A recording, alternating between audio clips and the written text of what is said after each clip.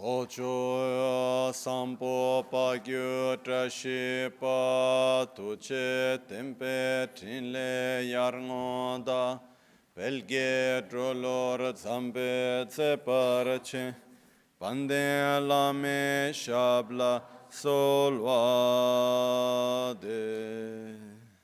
Oma Guru Vajradhara Sumati Munisha Sanekar Uta Vardanya Shri Bhadra Varsa Manya Sarva Siddhi Hum Oma Guru Vajradhara Sumati Munisha Uta Vardanya Shri Bhadra Varsa Manya Sarva Siddhi Hum Oma Guru Vajradhara Sumati Munisha Sanekar Uta Vardanya Shri Bhadra Varsa Manya Sarva Siddhi Hum Oma Guru Vajradhara Sumati Munisha Sanekar Uta Vardanya Shri Bhadra Varsa Manya Sarva Siddhi Hum Oma Guru Vajradhara Sumati Munisha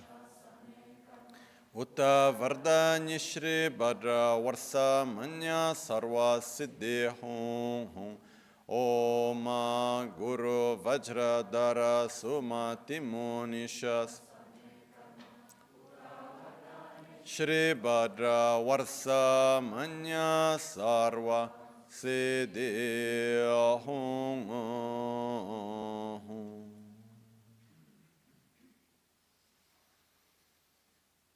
Dhagi Jetsun Lama Tuje Che Nyamda Dala Tuje Siksu So Gebe Shesan Dala Tendo So Oyon Sunge Nawa Tsedo So Tsechi Ningne Solwa Debe Tse Dechen Korlo Visu Lekshune Ila Sambe Dede Malupa Gemel Hungi Drupra Chingelo Tsoni Saudan Diktun Shape Tse Dunginam Keyin So Lekshune Lapchen Tsoni Yonso Zopa Dan Cherani Dun Changwara Chingelo Chancho Parge Ninsen Tukun Tu Niu Peme Siudru Lek Jancho Drube Gegen Kunshishi Tungen De La Drupra Chingel Dagi Lona Chola Chokpa Dan Chumin Samjur Ngemba Shiv Chedan Tumbe Dede Malupa Bemel Hunge Drupra Chingelo Dorna Tengne Tsera Tamche Dan Techi Pardu Nekab Tamche Tu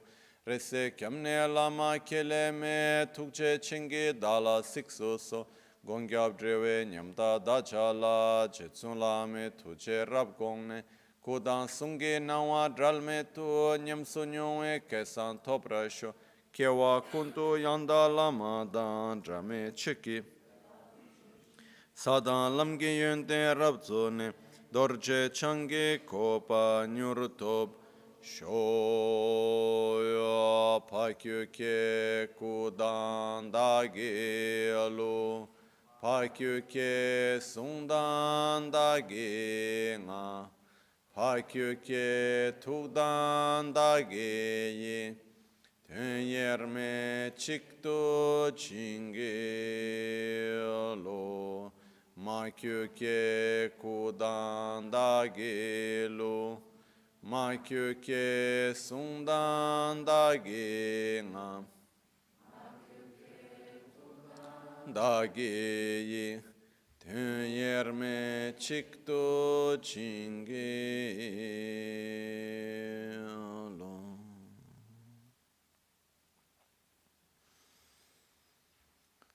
Om Muni Muni Mahamuni Shakyamuni Swaha Om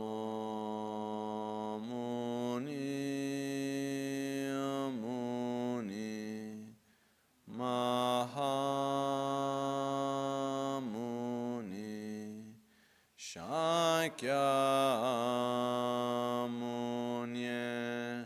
Swaha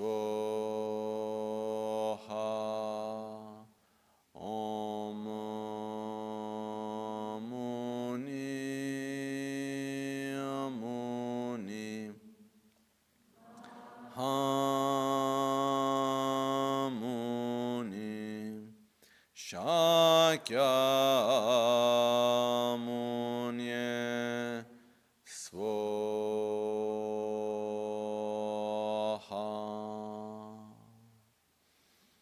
Sashipu ki chushi meto Chamare ravaling shin ni de gyempadi sangye shinto mikte ulwarki drokunam da shingla chupar yedam guru ratna mindrala kam niryatayami Sangye chedan tsoge chonam la chancho pardo dani kyapsu chi dagi jinso gibe sonam ki drola pinchira sangye drupar sho sangye chedan tsoge chonam la chancho pardo dani kyapsu chi Dagi jinso gibe sonam ki Sangye drupar sho sangye chodan tsoge chonam la Jancho pardo dani kyapsu chi Dagi jinso gibe sonam ki Drola pinchira sangye drupar sho In the Buddha, Dharma, and Sangha, I take refuge until enlightenment. With the practice of generosity and the other perfections, may I obtain Buddhahood for the benefit of all sentient beings. Namo yalhai ke dan ludan jinke ruda da mikenam da Drowa kuinge dranama chi tsampa tamche ke to dagi chöten to tamche ke to dagi chöten to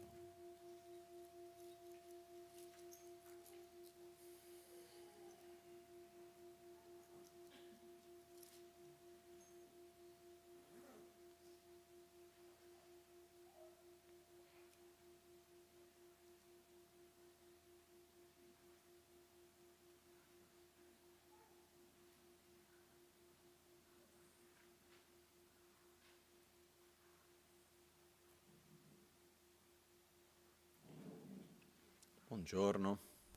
Good morning.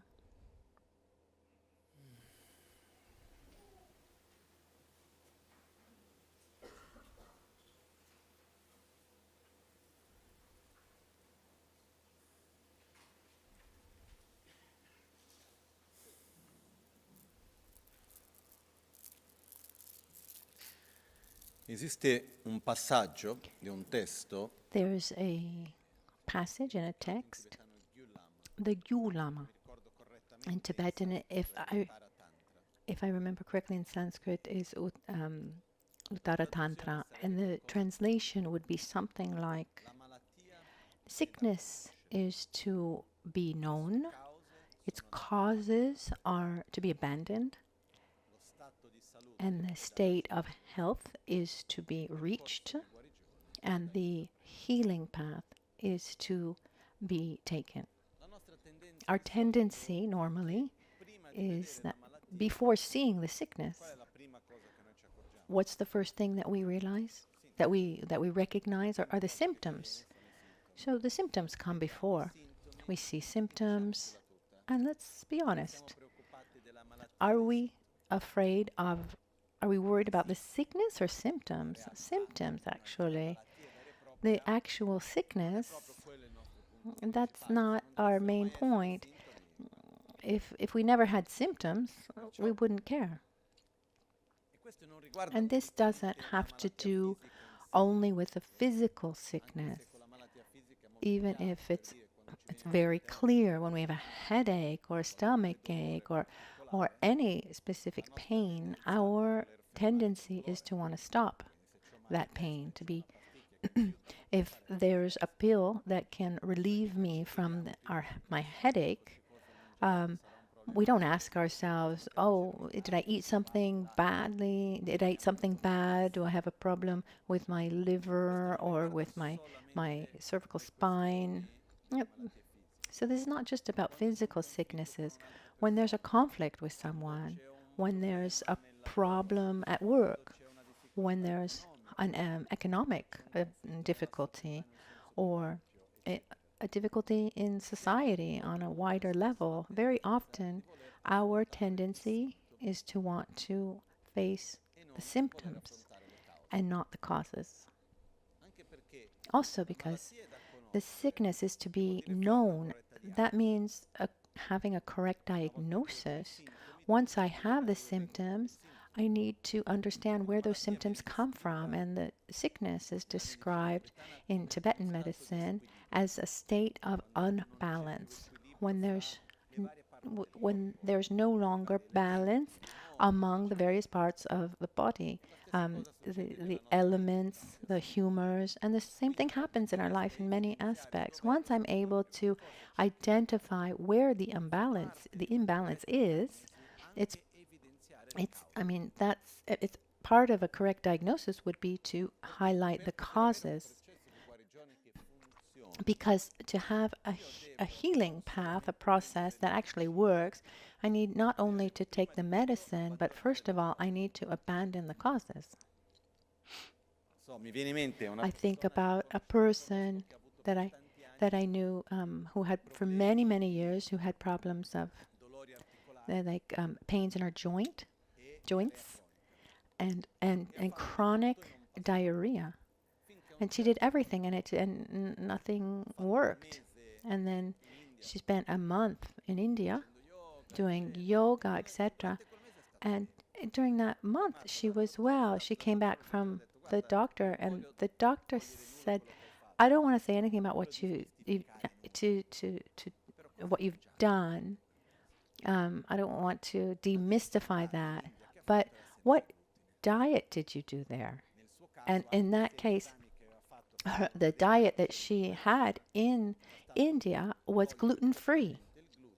And so as soon as she took away the gluten, all the inflammation went away and the problems went away. So no matter how many treatments you can do for the pain and for diarrhea, if you don't take away the cause, that problem is going to persist.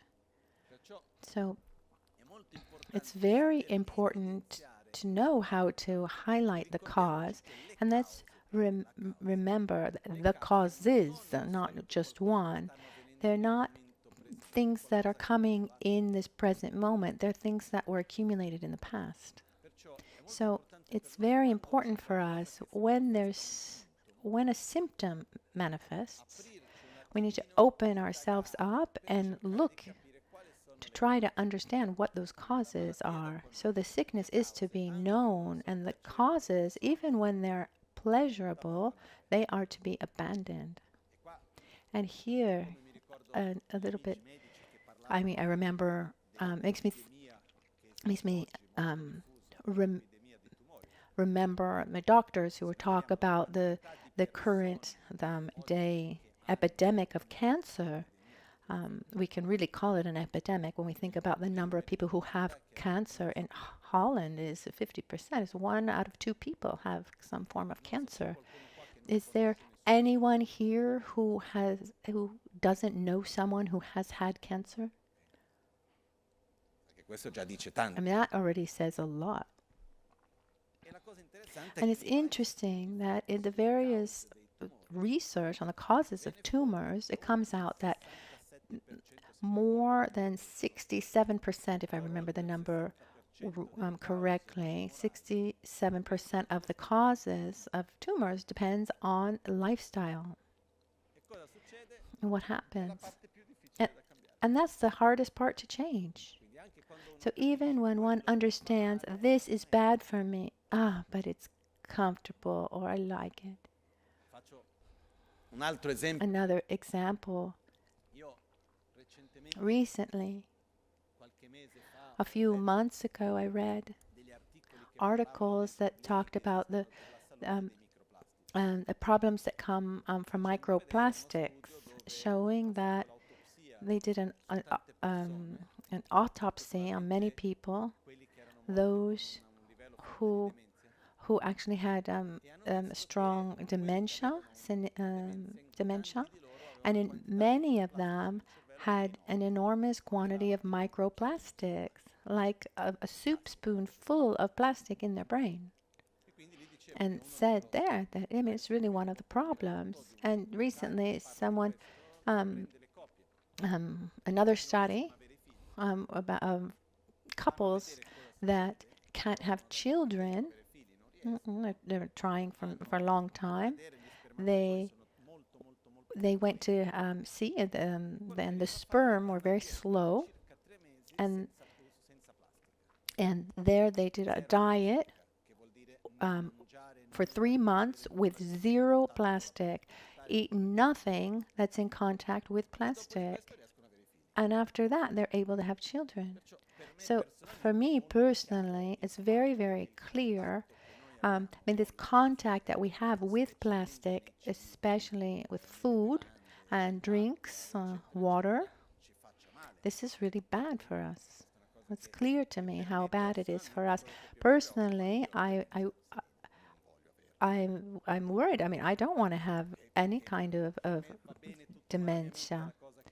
I want my mind to be healthy. Really, I want my mind to be healthy. So let's avoid plastic. I try as best as I can, but there's a place in our lives where we say, "Oh no, it's difficult, it's tiresome, it's not comfortable," and we do this with so many things. It's not convenient. But if I don't eliminate the cause, how can I eliminate the result? If there's a cause, 99% of the cases, there will be a result. So once we have seen that that symptom is not something that we want, and it's really important. Symptoms are very, very important. Well, every time I talk about this, I think about this documentary, a documentary I saw. These children who have this sickness where they don't feel pain. And there was this child who didn't have a hand anymore because he put his hand over the fire and said, "Look how cool this is! Smoke comes out." Another child, 8 years old, was in a wheelchair because he jumped from the second floor. Everything breaks, but they have nothing to show them that they shouldn't be doing those things without pain. So what's the function of pain? It's an alarm that goes off to show us that something's not going right. But just seeing the pain and wanting to turn off the alarm, that's just not enough. We need to understand why the alarm is going off. So once we understand why the alarm's going off, we need to abandon the causes. Then that's not enough, because abandoning the causes is often not easy. We need a lot of effort. And on the other side, if I don't think that I can be healed, that I can heal, I won't put effort in. So the sickness is to be recognized, the causes are to be abandoned, the state of health is to be reached. If I don't believe that I can cure myself, I won't put effort into that healing process. There are two main forces that push us to do anything and everything. And doing this thing, something positive will happen, or avoiding something, I will avoid something negative. So if I don't have aversion for the sickness and attraction to the state of health, I will never really begin a healing process. c'è un passaggio There's a passage in the Bodhisattva Charavattaya that says, without suffering, we can't generate the desire to get out of suffering. In other words, without suffering, there is no so-called renunciation, this definite emergence, this desire to get out of the cycle of suffering. So what happens is, once I've seen the symptoms, once I've recognized the causes, and I really believe that I can be healed, and I desire it deeply, I dream of it, at that point, I start my healing process, which doesn't come from one day to the next. It's a gradual process, but we can do so much. Even from a point of view of physical sicknesses, I've heard stories. I mean, people have been able to heal from sicknesses that people just didn't think possible. No, because they abandoned the causes, they believed in their healing process, and they really put effort and constancy into this process to reach the healing. So when we look at samsara, what's the symptom?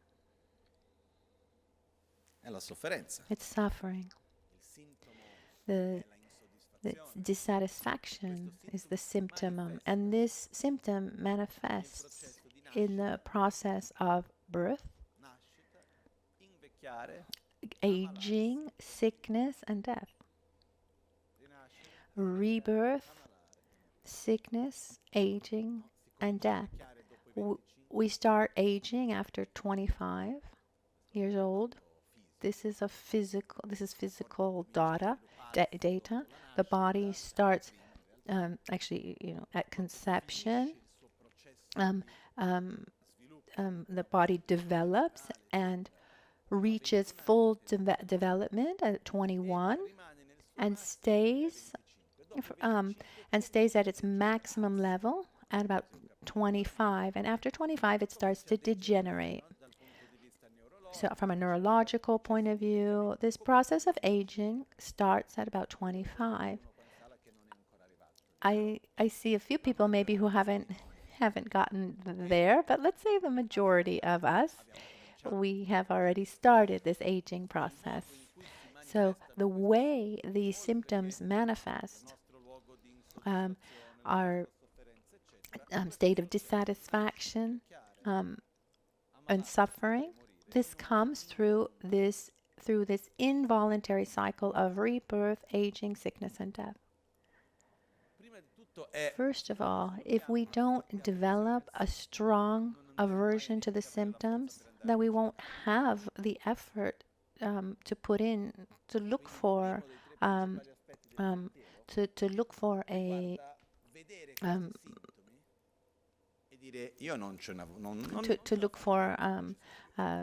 a way out. So when we look, if we're able to say, I'm fed up, absolutely, it's never right, it's never enough, I can't manage this anymore. I want to be at peace with myself and with others.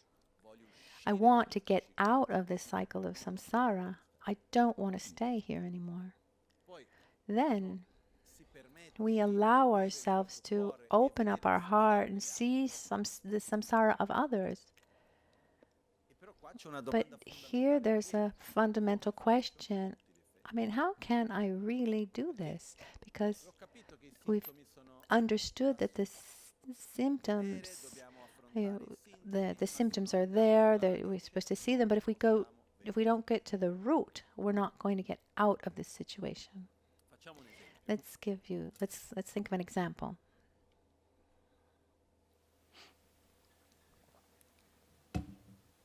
Che cos'è questo oggetto qua? What is this object here? Non è una domanda a trabocchetto. This is not a trick question. Non è difficile la risposta. The answer is not difficult. It's a bell. Do we all agree that this is a bell? If I were to say, from this moment onwards, it's not a bell, it's a cup for drinking. Once someone said that's not possible, and I said, okay, let's try. And I actually put water inside, and it worked. And I've seen also little cups in the airport that are the cone-shaped, so you can't set them down on a table. So, okay, maybe you call it a tantric cup, but it's a cup. If we want to invent things, let's say, you know, so we can say, okay, the bell represents wisdom, or drinking from the cup of wisdom, but now it's a cup, let's say. And every time you come and you see me, and you can do it too, but how does it appear to us? Does it look like a cup or a bell that you're using as a cup? It's a bell that you're using as a cup because it's a bell. It's possible to see. Is it possible to see an object of anger as an opportunity to practice patience? It's possible, right? It's a situation that maybe someone would make someone angry. Oh, but now I'm Buddhist. I need to practice patience. Let's try to be good. So I'm in that situation that normally would make me angry. I have this object of anger, but I put effort into it, and I try to live it as an opportunity to practice patience. That works, right? Yeah, it works. But there's an enormous difference between, even if it's quite subtle, the difference between a cup or a bell that is used as a cup. And there's an enormous difference between an object of anger that I live as an opportunity to practice patience and an object of patience. Okay. Or an object of compassion. What happens is the following. We see this cup as a bell because in reality we see it as a bell, as if it existed as a bell in an autonomous way. Actually, if we analyze, it's nothing other than a union of parts to which we attribute a name. We give a meaning to it, a function. When we get angry, at the basis of that anger, the foundation that upholds this anger is this fact that object of anger appears to us as if it existed autonomously, objective, as an object of anger. The object of desire appears to us as being an object of desire because we attribute that value, or just because it's beautiful. We can give the example that Lama Ganchen gave. Once we were in the car, I was driving, and we were coming from Milan. You know, at a certain point, there's the toll booth, and then there's the road that goes down, and there's a turn on the left, and then it comes up on the right. And so now you can remember this when you go on that road. And he gave this example, and I'm going to tell you this story with adding a couple, some color to it. He said, imagine you go to a store, and you find something that you want, that you like. And the example that came to my mind, let's imagine we're at a clothing store and we see a jacket. And we say, oh, how nice. I really like this jacket. And we start wanting that jacket. And to convince us, ourselves, we say, I don't like it. I need it because there's this party in a few days and I have pants, but I don't have the jacket for these pants. And at that party will be that person that I really want to show off to. I really want to I want the attention of that person. I want to show myself in a certain way. It's not just a desire. This is a fundamental need. This is a question of life or death here. So, but the jacket's expensive. And I'm flirting with the jacket. I want it. I need it. How am I going to manage? Maybe I have the money, but I feel guilty because I have another 25 jackets and I have to convince myself. Or maybe, maybe I have a tight budget and say, okay, I'll buy this jacket, but I won't do this, that, and the other. So we're trying to see how we can buy this jacket. Maybe we're there ready to buy, it doesn't matter. But as we're there, before we actually buy the jacket, at a certain point, that person that we want to show ourselves to, with and he or she comes and says, "Oh, you're here too," and this other person sees us in front of that jacket and says, "Oh my God, what an ugly jacket!" Someone wearing that jacket, I wouldn't even talk to, because it's really ugly. And it's bad. It just shows bad taste, bad quality, and look how expensive it is. Oh, there's so much ignorance in this world, but you know how it is. Oh, sorry, I need to go. See you around. Oh, maybe see you at the party. Ciao. And it's just us and our jacket. So the question is that the same jacket, or has this jacket changed? Are we going to buy this jacket? We would buy it only if we are amazingly stubborn and proud. But that would be difficult. But actually, the jacket is no longer an object of desire. Not because someone came from the store and changed the jacket. Because for there to be desire at the basis, there's the perception that that object is good, will make me happy in an autonomous, objective, and independent way. When there's jealousy, when there's envy, when there's fear, and many other feelings, the basis of that feeling is that the basis of that feeling is that that object exists like that in objectively. No, I don't want to get mad. I'm just a victim of the situation. So, no matter how much I tell myself, no, I need to practice patience, and I put so much effort into lessening my anger, not getting angry, and it might work, and it's wonderful. As long as I see the object as an object of anger at its core, sooner or later, as soon as I stop putting effort into it, that anger is going to come back. Okay, è chiaro? Is that clear? So, when we look at samsara, at the root of our suffering, there is ignorance. But we're ignorant about ignorance, so we need to understand what this is. It's not about lack of knowledge. This ignorance has to do with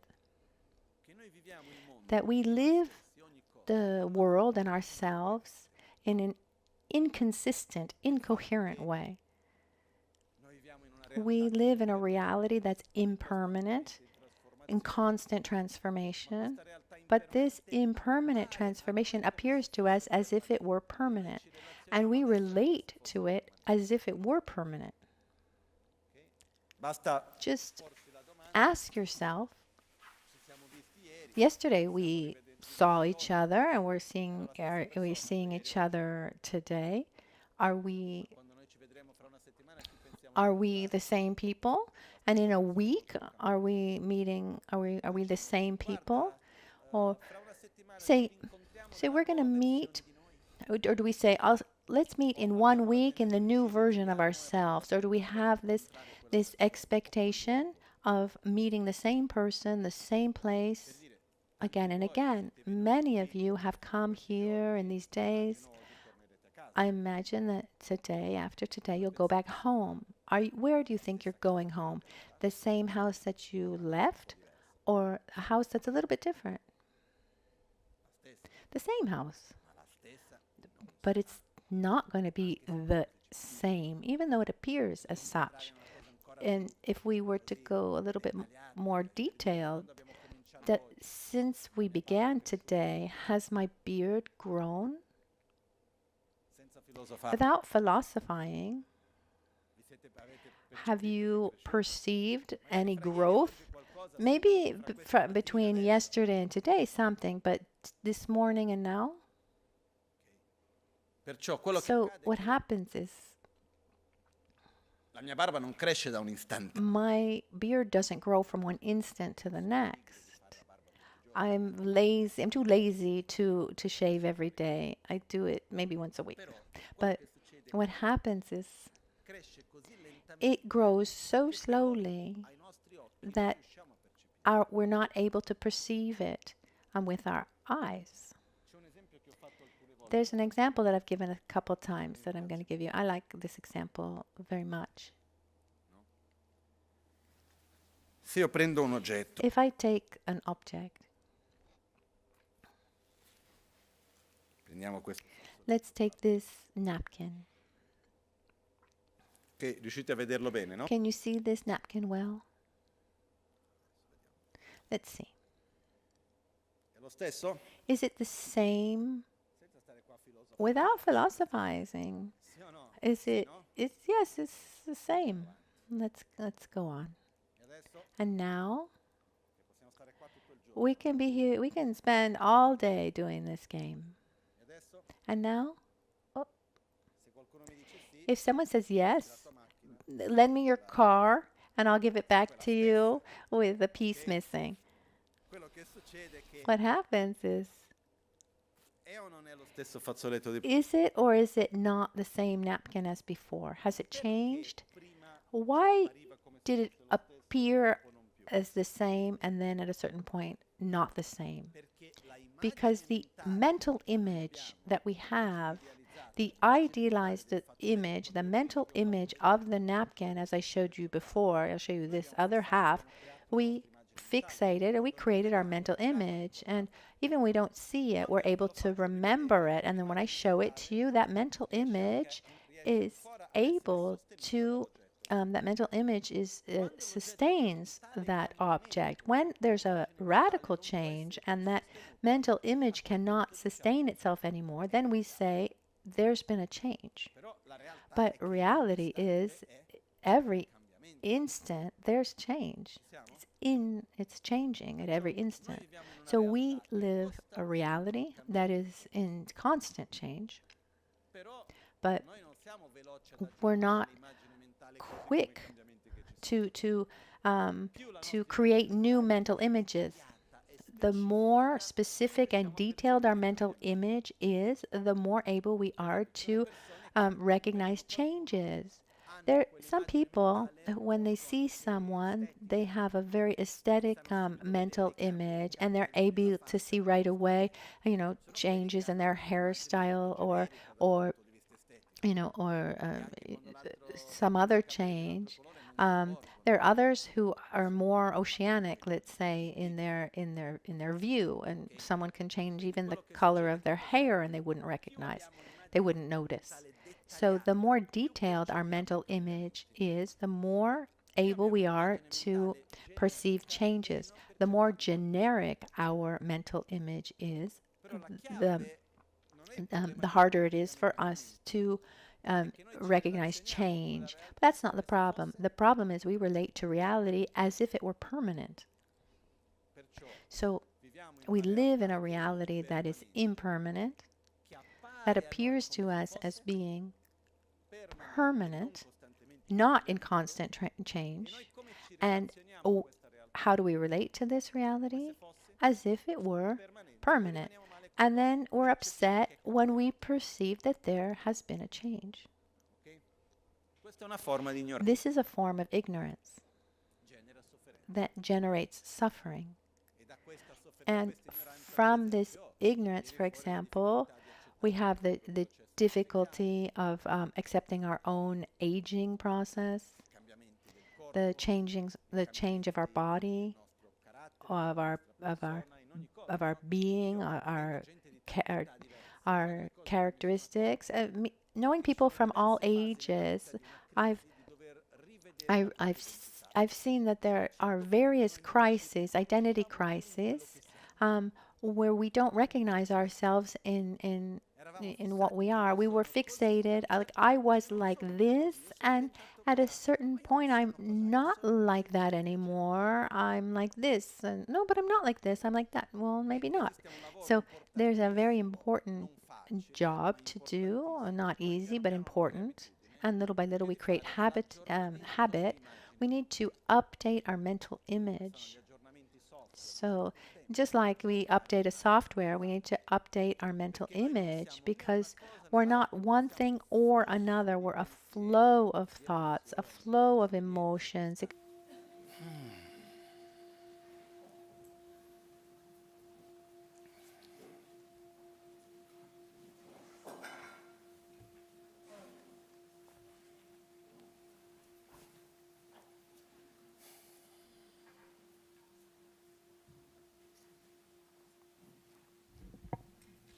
Ok.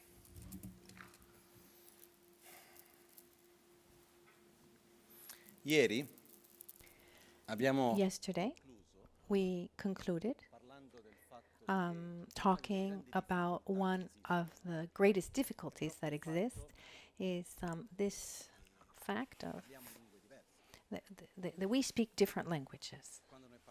And when we talk about bodhicitta, it's this need to develop these qualities to such a level to be able to speak other people's languages. And connected to what just happened now is that every one of us, we live within our own reality. This reality appears to us in an objective way. And on the basis of this reality that appears on an objective way, we grasped at it as if it were like that. It's said that we live in an illusory reality. This illusory reality, it's illusory not because it doesn't exist, but because it exists in a way that's different. And the cause of our suffering is this fact that we create realities that are not coherent. They're not sustainable. They can't be supported. And as long as we live within a convention, as long as we see in us the same way, according to this convention, we agree. When I'm convinced on something that is outside this convention, then difficulties arise. We live within our own perception, but this does not mean that anything that we project or imagine is coherent, is like that. The example that we gave yesterday, if I take this object, it can be an infinite number of things, but if I really believe that it is a hazelnut cake, can it become a hazelnut cake? No. Or I can use this object and use it as a cup. I can use it as a paperweight. I can give it many, many names. But if I say that this is a mouse, can it be a mouse? And if I strongly believe that it's a mouse, in my reality, is it a mouse? No. This means an erroneous perception, something that's very important when we talk about the correct view of reality, is that there are perceptions that are coherent and that there are perceptions that are erroneous. In the erroneous perceptions, there are two levels. There's one level that is present for everyone, always, where reality appears to us in an incoherent way. It appears as if it were objective, autonomous, independent, when in actuality, it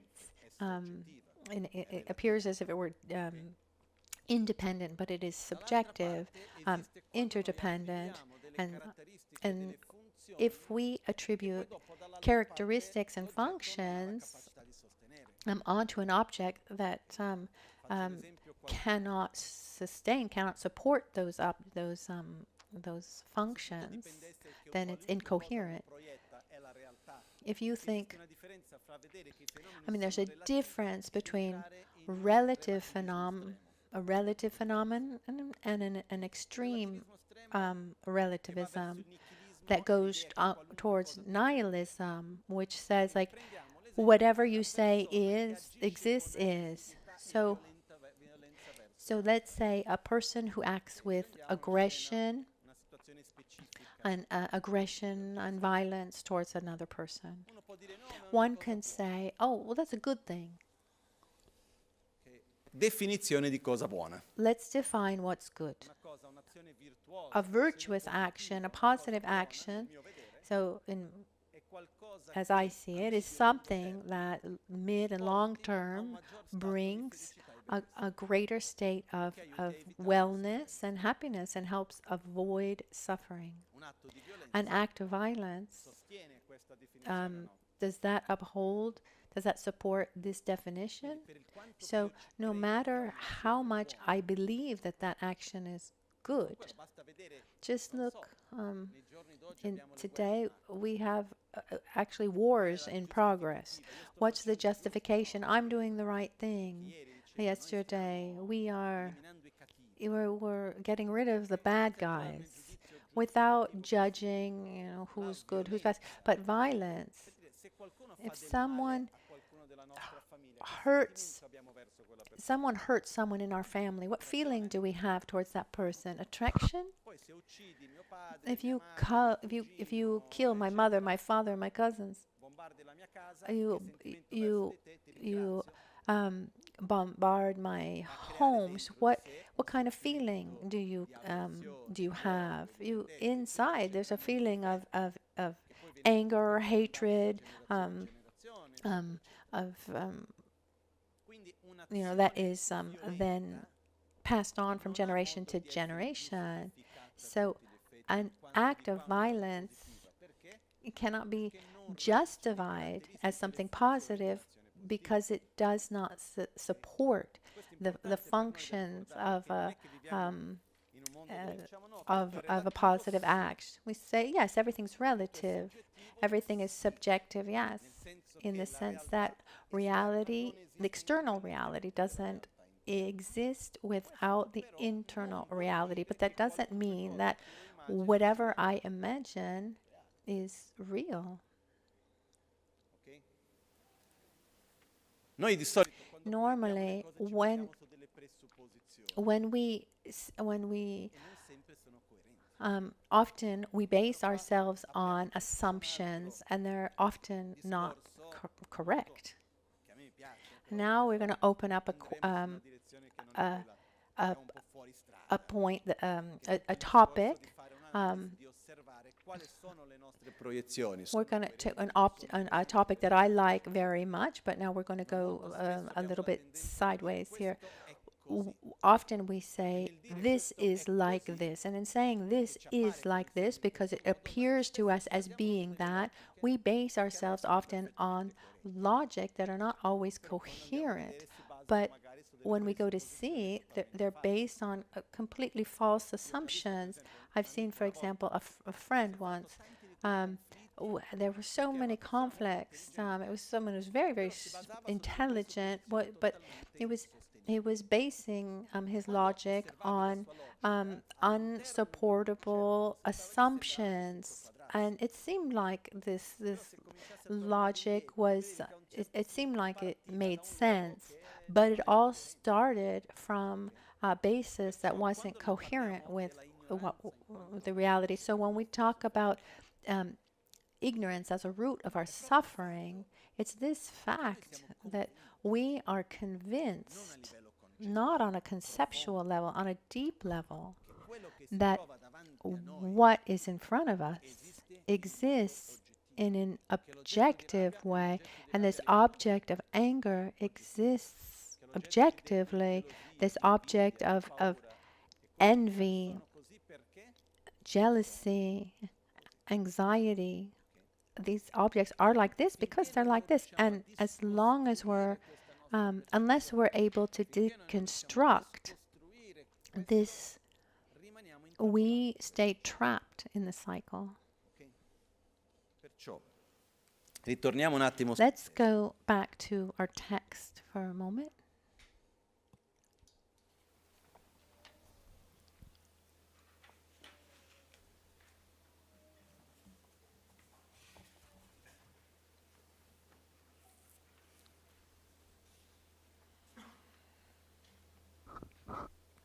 Verso numero 9. Verse number 9.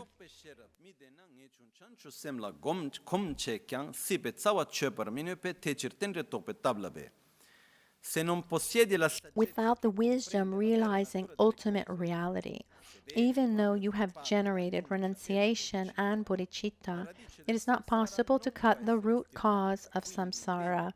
Therefore, strive intensely for the method to realize dependent arising. What Lama Tsong Khapa is telling us, it's very simple, which is so even though you've seen the symptoms, if you don't find the cause, those symptoms are going to come back. When we look at the world around us, how many people do we need for there to be a conflict? Actually, just one. And the more there are, then the situation becomes more complex. We have a dynamic that's quite interesting. I'll try to be brief. When we have an inner feeling, what do? We ask ourselves why. Or pain, resentment, fear, pain, or joy, regardless of what it is, whatever we feel inside, we ask ourselves, why? And we look for an explanation outside ourselves. When we find an explanation that is coherent, even though it may not be, but it answers that question. Like, for example, I feel anger and I think it's your fault. Devadatta did this, that, and the other. He's a bad person. When we have aversion, what do? Do we stay?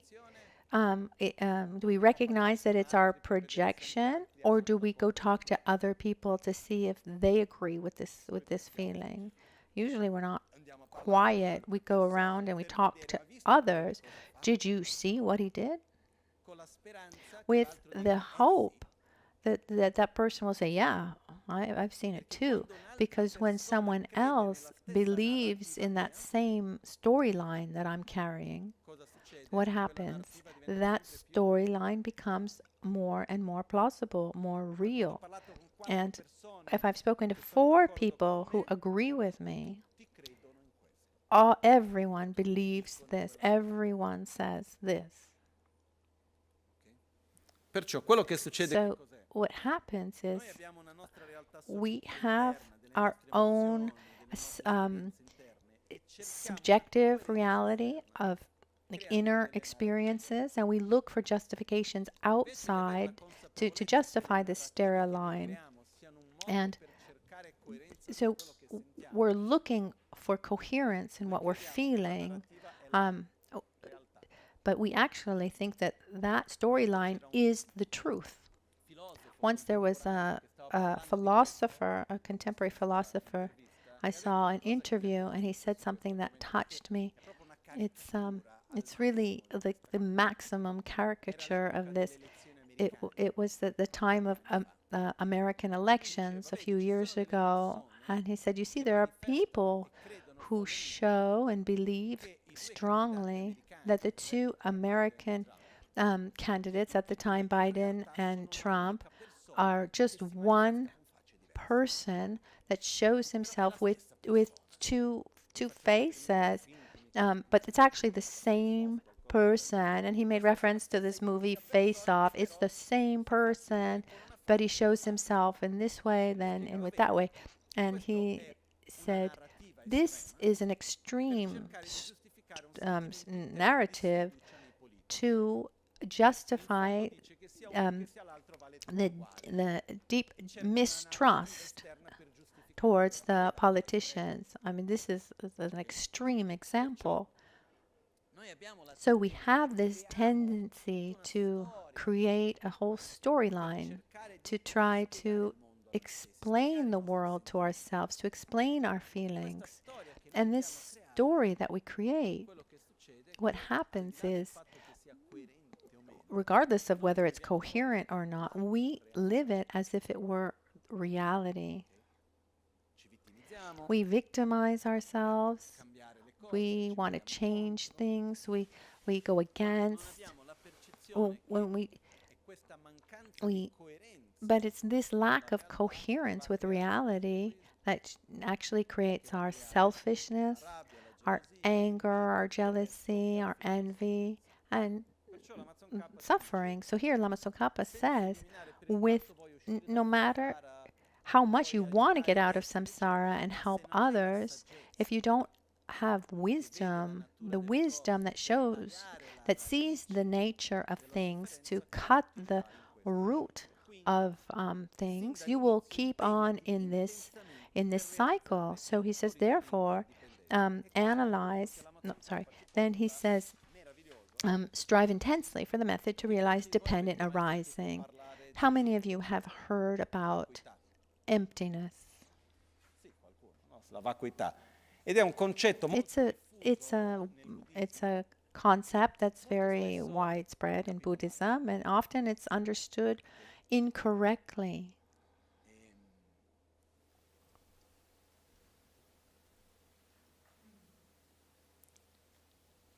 And here another aspect comes to mind. For a long time now, what happened was Buddhism in Tibet, the teachings, I mean, they were so certain teachings were not given unless the person had some kind of basis to be able to understand them correctly. And so in our modern world, the teachings are public, through books and in other ways. And it can happen that one learns something and interprets it. And so here on the side, the things that come to us, they need to come gradually. If we take in wrong interpretations, we can end up on the wrong road and not understand things, mix them up, etc. And it's not for nothing that many teachings were kept secret. And it's not that they're secret because you can only say it to the chosen few. No, if you don't have the basis to understand it, it can be harmful. You can have a wrong interpretation. Lama Ganchen in self-healing had the greatness of taking secret teachings. He opened them up, but they're still secret. So what does that mean, a secret? I mean, the secrets are there in front of our eyes. It's just about being able to see them or not. But there's something fundamental. We need to adapt ourselves to who is in front of us. And sometimes, I'm going to give you an example. Meditation normally is very, very positive. There are techniques of meditation that are marvelous. But for example, someone with the schizophrenia would be difficult. It would be harmful, or someone who already has this part of creativity, let's say, that is too elaborate. Being alone in that way, that can increase those aspects. So here, there's a Tibetan proverb that says, all things, everything's medicine, everything's poison. It depends on how you use it.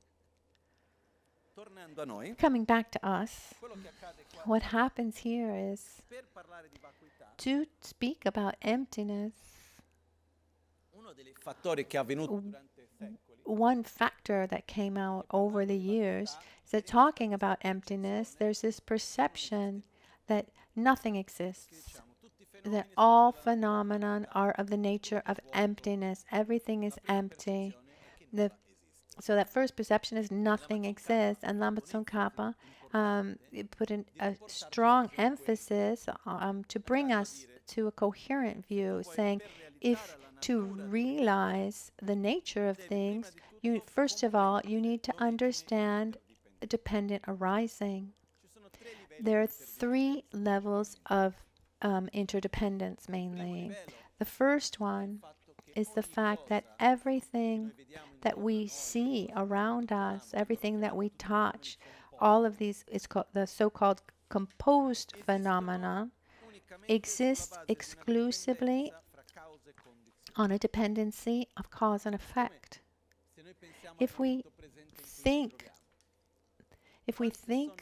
about this present moment, how many things had to happen for this moment to be as it is? Just a few or many, many? Think about everyone's own life. And what about how many of those small things had to happen for today to be here? Or if something didn't happen, would we not be here? Like if Lama Michel Rinpoche hadn't left Tibet, or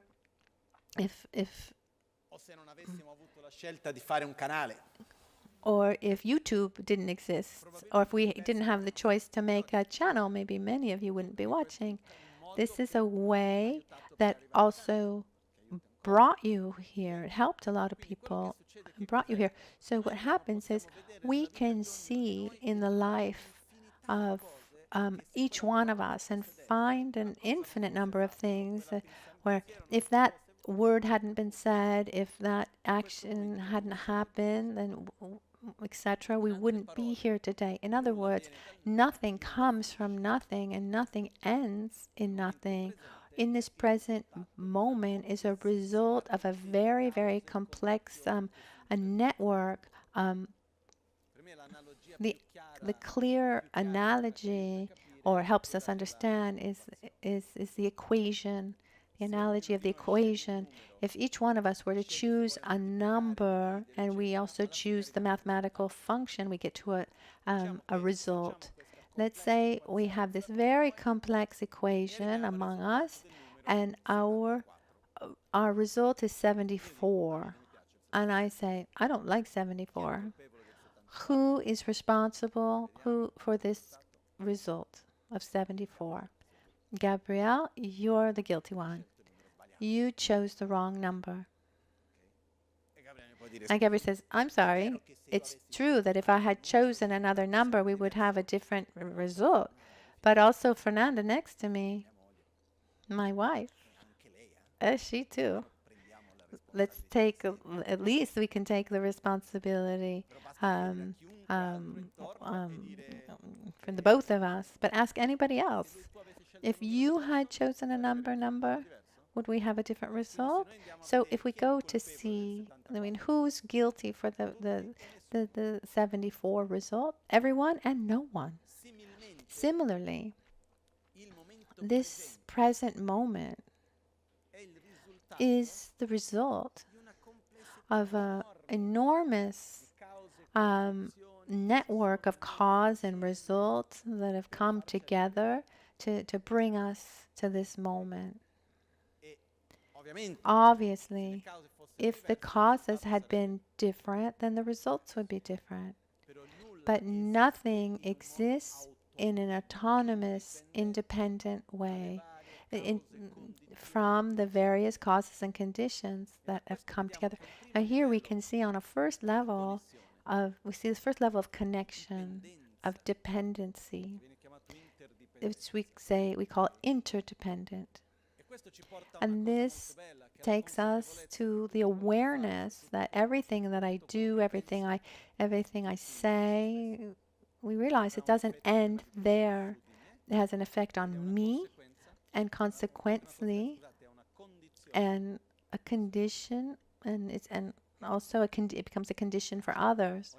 Every once in a while, we think, oh, but if I had done that differently, how would my present be?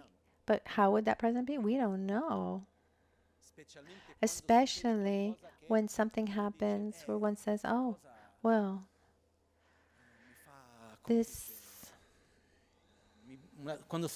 when something happens that we don't like, what happened with this girl, I'm really sorry about that.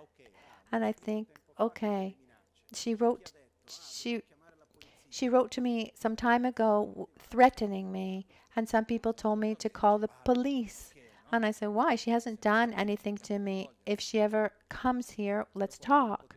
And someone says, oh, if we had, and people say, well, if we had done differently, then we would have a different result. Yes, but we don't know how it would have gone.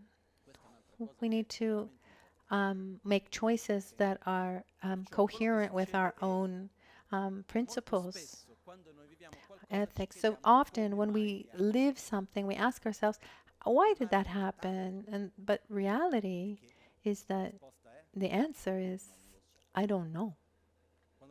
When someone comes and says, oh, well, Lama, can you explain to me how come this happens to me? Or, because I'm a Lama, you think I understand everything. I'm far from that. My answer is, I don't know.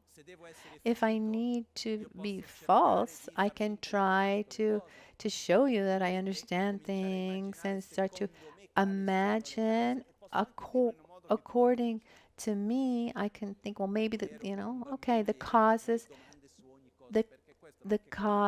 are like this, and maybe I even convince you. When you're a child, even as a child, you say, why is this a pear? And you say, oh, as a parent, you say, oh, because there's a mother pear and a father pear, and comes out the baby pear as an answer. Oh, okay. So if I need to give a convincing answer, I can do it. But in being totally sincere, my answer is, I don't know. Because the variables are so many.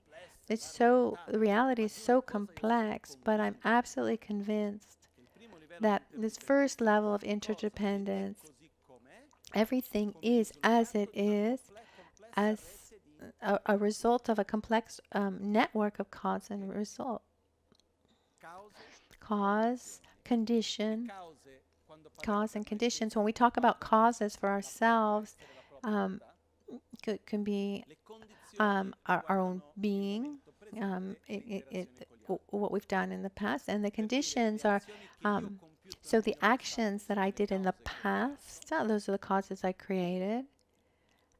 What I'm doing now in this present moment, my mental and physical state and choices added to the external interactions in this moment, those are conditions. So we have internal conditions and external conditions. So this first level of interdependence is, no composed phenomenon exists independently from this complex network of cause, condition that brings a result.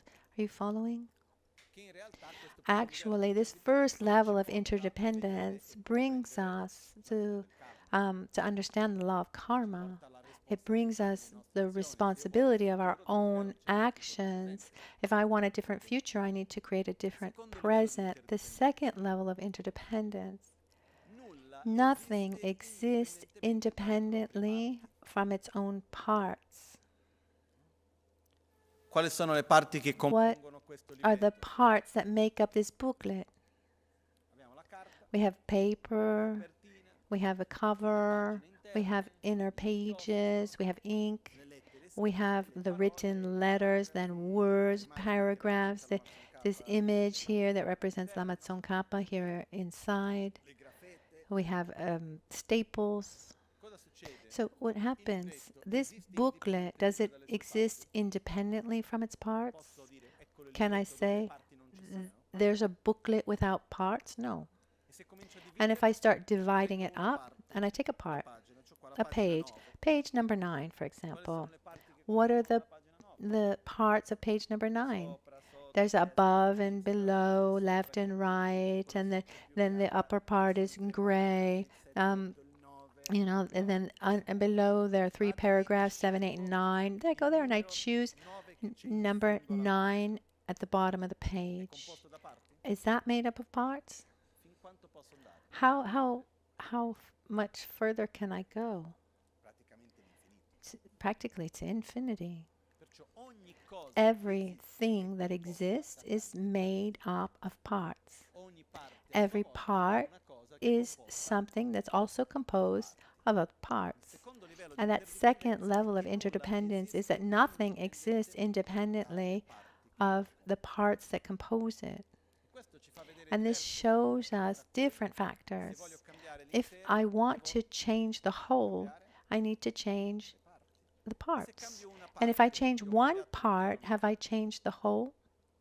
Yes.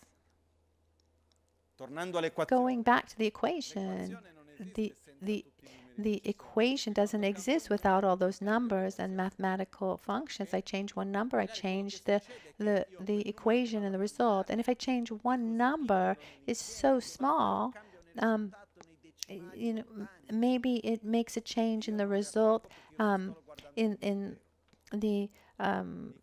the decimals, and I'm looking only at whole numbers, and I can say, well, it made no change, but that's because I haven't looked deep enough. But if I look at all the small decimal points, there's a change. What about in a family? The family members, and then we have people within a society. You change one and you change the whole. On a practical level, for example, if there's a situation I'm not able to be patient, so it's hard for me to practice patience, what do? I take the problem and I take that problem, I divide it into small problems, and there's a very simple advice. You have a problem that you're not able to resolve, divide it into small problems that you're able to manage, and when you make one small change, you're also making a change to the whole. So nothing exists independently of its parts. The third level of interdependence. Nothing exists in an objective, autonomous way. Everything exists on a subjective, relational level.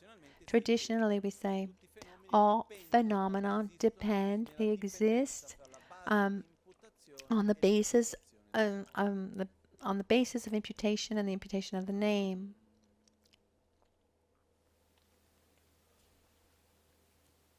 Yesterday we talked about this singing bowl. Said when I play the singing bowl, you all hear the sound of the singing bowl. But we saw that the sound of the singing bowl is the result of the vibration in the air that comes to our sense faculty, our hearing faculty, and that says to our sense consciousness, oh, there's a sound and to which we attribute a meaning. So we saw that the sound of the singing bowl that I hear and the sound you hear, they're different.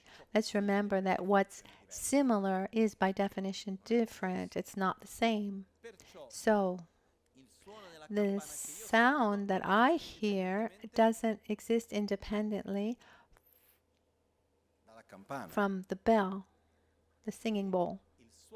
The sound of the singing bowl doesn't exist independently from my mind that perceives it. The mind that perceives the sound doesn't exist independently from the sound. Yesterday we gave the example of the runner and running, cause and result. The cause is a cause because there's a result. If it weren't, if it didn't have a result, it wouldn't had a cause. And if it didn't have a cause, it wouldn't have a result. So everything exists as we perceive it in that moment of its existence exclusively in a dependency with the other interactions, among which there's also the observer. The mind that observes doesn't exist from the observed object. The observed object doesn't exist independently from the mind that observes it. So the clearest way to see this is that we live in a relational reality. Nothing exists autonomously. It's a little bit like if, say, you see the person's fake. When he's alone with me, he acts like this, and when he's with that other person, he acts differently. He's not fake. He's interdependent. There's also, you can be fake, but I can't expect for you in a certain context to be always to be the same. We're constantly transforming according to the interactions that we have. What happens? What determines? What makes this not just a union of pages, but a booklet? What makes a group a group? What do we need for a group to be a group? If they have the same objective, are they a group? Let's all get on the subway going in the same direction. Are we a group? No. We have the same needs. Are we a group? Not even. What makes a group is the name group. That's it. Once we say we are a group and we give ourselves a name, we're the group of the blue cup. It's the name. Just give me I'll give you an example, very practical example. Let's look at the cover. Many of you have this booklet, and here is written in Tibetan. Lam Tsong Namsum Gish Tsawa Shukso. So look at this. You can see there's like a kind of wave, and then there's some lines, and then there's this first letter, which is a La. Why is it a La? How is the La made?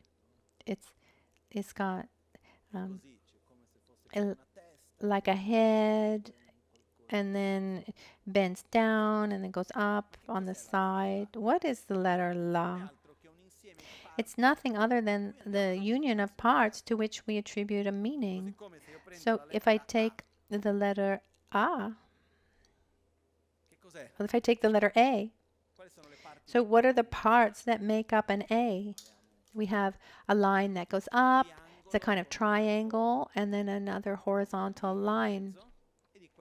And that's an A. But why is it an A? Because we have attributed that meaning to those parts. So what unifies the parts is the name. It's the observer. When we give a meaning to something, when we attribute a name to something, what we're doing actually, we're taking a union of parts and we're creating one unit and giving it a name. So when we attribute a name, we create a unity. Otherwise, they're just parts put together, like the group. Until we give it a name, they're just people together. Maybe they want the same thing, maybe they have the same objective, but once they're given a name, then we have a group. And it's like this for all things. Everything depends on causes and conditions. Nothing exists independently from its own parts. And nothing exists independently from the observer. And this relationship that exists between object of perception and perceiver, nothing exists autonomously, only relationally, including external and internal reality. Someone might say, well, okay, Lama, that's nice, but what does this have to do with my suffering? This object of anger, this object of jealousy, this object of envy, attachment, one's own sense of self or the other, how does it all appear to us as depending on causes and conditions? So I don't feel well and I say, oh, this is the result of all those things that have happened, or that result is there by itself. It's something that exists. I'm the victim of the world and that's it. Do we see something? Are we aware of the various parts that make that up, or is it something autonomous and solid? The example that we gave yesterday when we said my body, my mind. I mean, where is this my that possesses the body and mind? It doesn't exist because there is no self that is independent from body and mind. There's a self that is made up of body and mind, but does not a self that possesses body and mind. And when we live anything, they appear to us as being autonomous and independent and objective. What do we do in front of this objective appearance?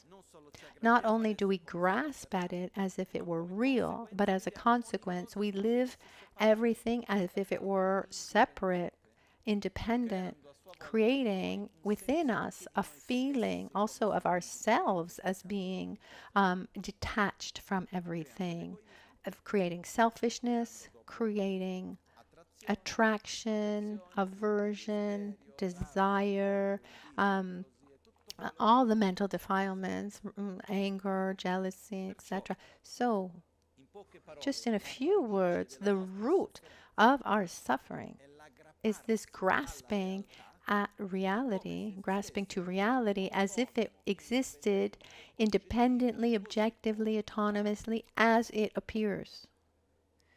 And here there's a fundamental point. In our mind, have you ever tried to eliminate a thought? Right, we've tried, no? What happens when you try to take a thought out of your mind? Does it just go away right away, or does it stick to your mind even more? In Brazil, we say, quanto mais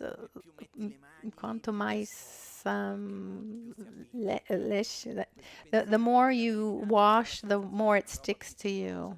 So you put your hands to wash it off, and it just sticks to you even more. What's the only valid technique to get rid of a thought? Generate an opposing thought. Once a master said, with a child, a small child in a supermarket, and goes to the mommy and says, "I want this," and the mother doesn't want to buy that. And what does the mother say? No. Or does she just show something else? You know, then you try with the no, and that doesn't work, and then you say, "Oh, look at that. Now we're going to go here," whatever it is. Even in the teachings on meditation in Lamrim, there's this example that says, imagine that you're in a there's only you go to meditate in the meditation room, and there's only one cushion and there's only one cushion, and there's one person sitting on that cushion, and And so I give an advice. Maybe you really wanted to meditate. So when I go to that person who's on the cushion that I wanted to use, and I say, "Oh, look outside! This is happening. That is happening." The person gets up, and then you get up quickly, and then you sit down on that cushion. It's not a very ethical example, but this is the example that's given in the Lama. So if you want to meditate on something, but you're distracted, you need to give it another object to then first, and then relax and be able to meditate. So I've always thought first we need to generate an opposite mind. I always think of the example of I don't like water. I don't know why, but when I was like 5 or 6 years old, I decided that I didn't like water. And even today, I drink less water than I should. But how can I get rid of the idea I don't like water?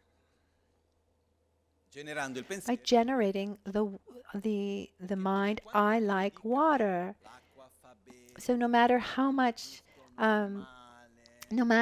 I can tell myself water's good for me, it's refreshing, it's clean. I mean, I can list all the qualities of water, but I don't get rid of the thought that I don't like water.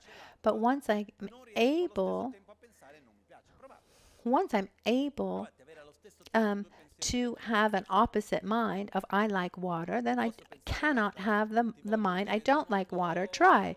I can think, oh, I love you, but this thing I love less, or I like this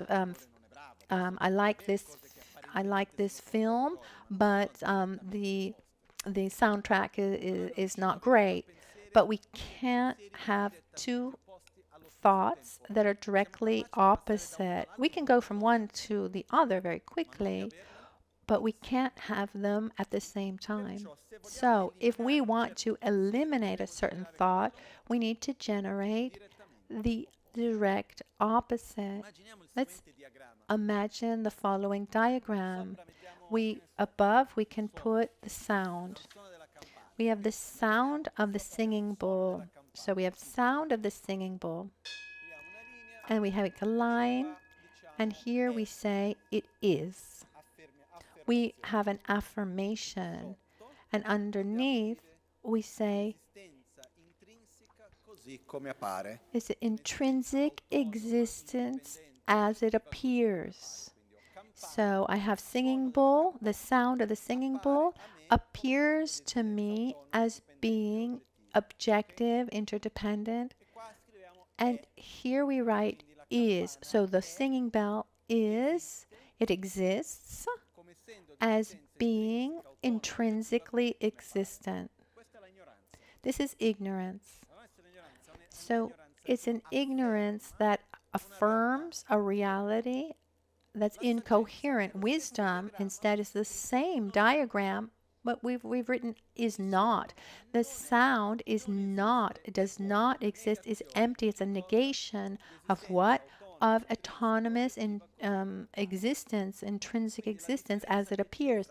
So the difference between wisdom and ignorance is that one affirms, ignorance affirms, and wisdom negates what ignorance has affirmed. Is that clear, or is that too complicated? No. So what happens is our ignorance as a root of samsara is not the mind that says things are not interdependent. It's the man that grasps at a reality as if it were independent, objective, not on a conceptual level. So wisdom, to eliminate this mind, I need to generate the direct opposite, the mind that realizes the sound, this feeling, the flower, whatever it is, myself, it appears as being of intrinsic existence, but is not. And from this, we go to see, why is it not of intrinsic existence? Because it's interdependent.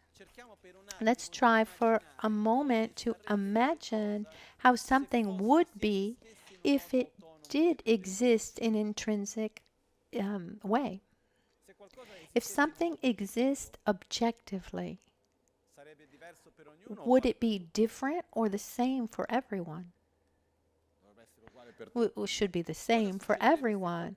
If something didn't interact with anything else, it just existed autonomously, it would always stay the same. So what happens is, if something is interdependent, it depends on causes and conditions, on its own parts, the relationships, and the imputation of the name, it cannot exist autonomously, independently, or objectively. So the logic is, the sound of the singing bowl appears to me as being autonomous or independent, intrinsic, but the sound of the singing bowl is empty of intrinsic and independent objective existence because it is interdependent. It depends on causes and conditions, its own parts, and the imputation of the name, etc. Okay? This is the way to, little by little, to deconstruct this grasping of this reality that we see as being independent and objective. What is Lama? Let's see what Lama Tsong Khapa says. Kashi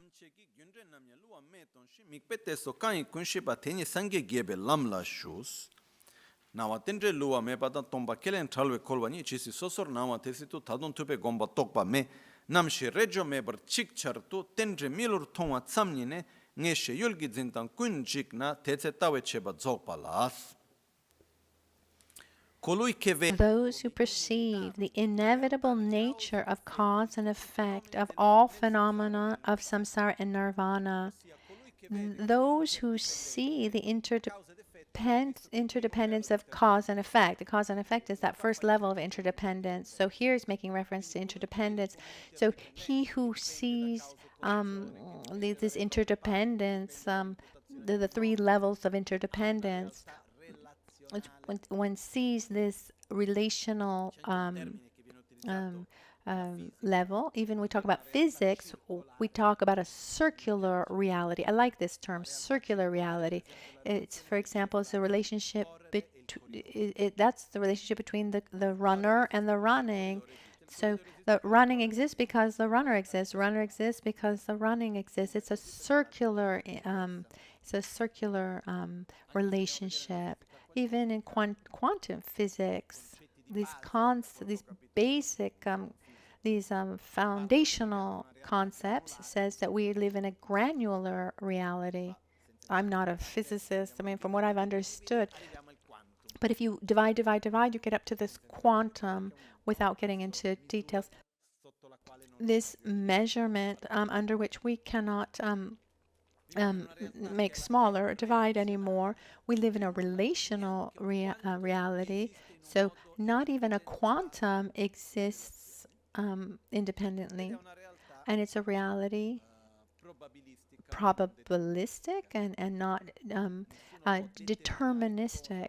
No one can say what is going to happen. We can only try, we only have the probability. So it's very similar to how it's explained in Buddhist philosophy. It's very, very similar.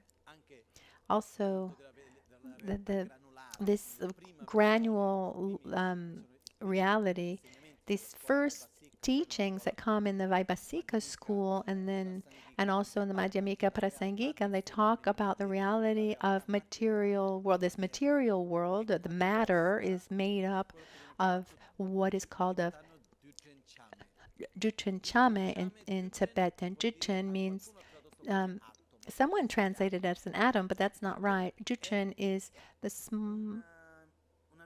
a measurement that's extremely small that makes up everything else, and that is also indivisible.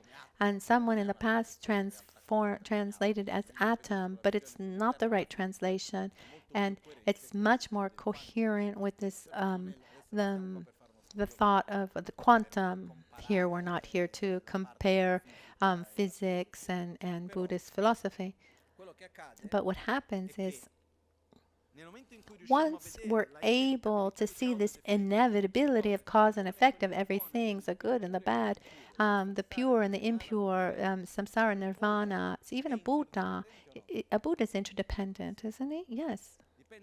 Does depend on causes and conditions? Yes. Interacts? Yes. The main difference between a Buddha and an ordinary being is that we live in a, we live in an interdependence that's positive, negative, negative, positive, negative, negative. Instead, a Buddha always lives, is constantly in a positive interdependence. So when one is able to see the inevitable nature of cause and effect, the dependence of all of the union of parts, etc.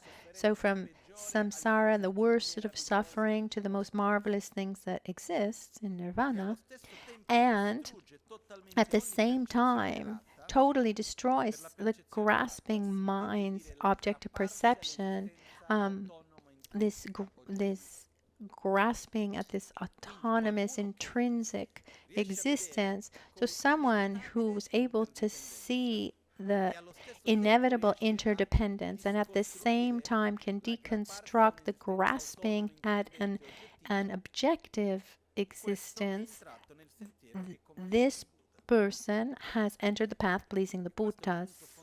And this is a fundamental point.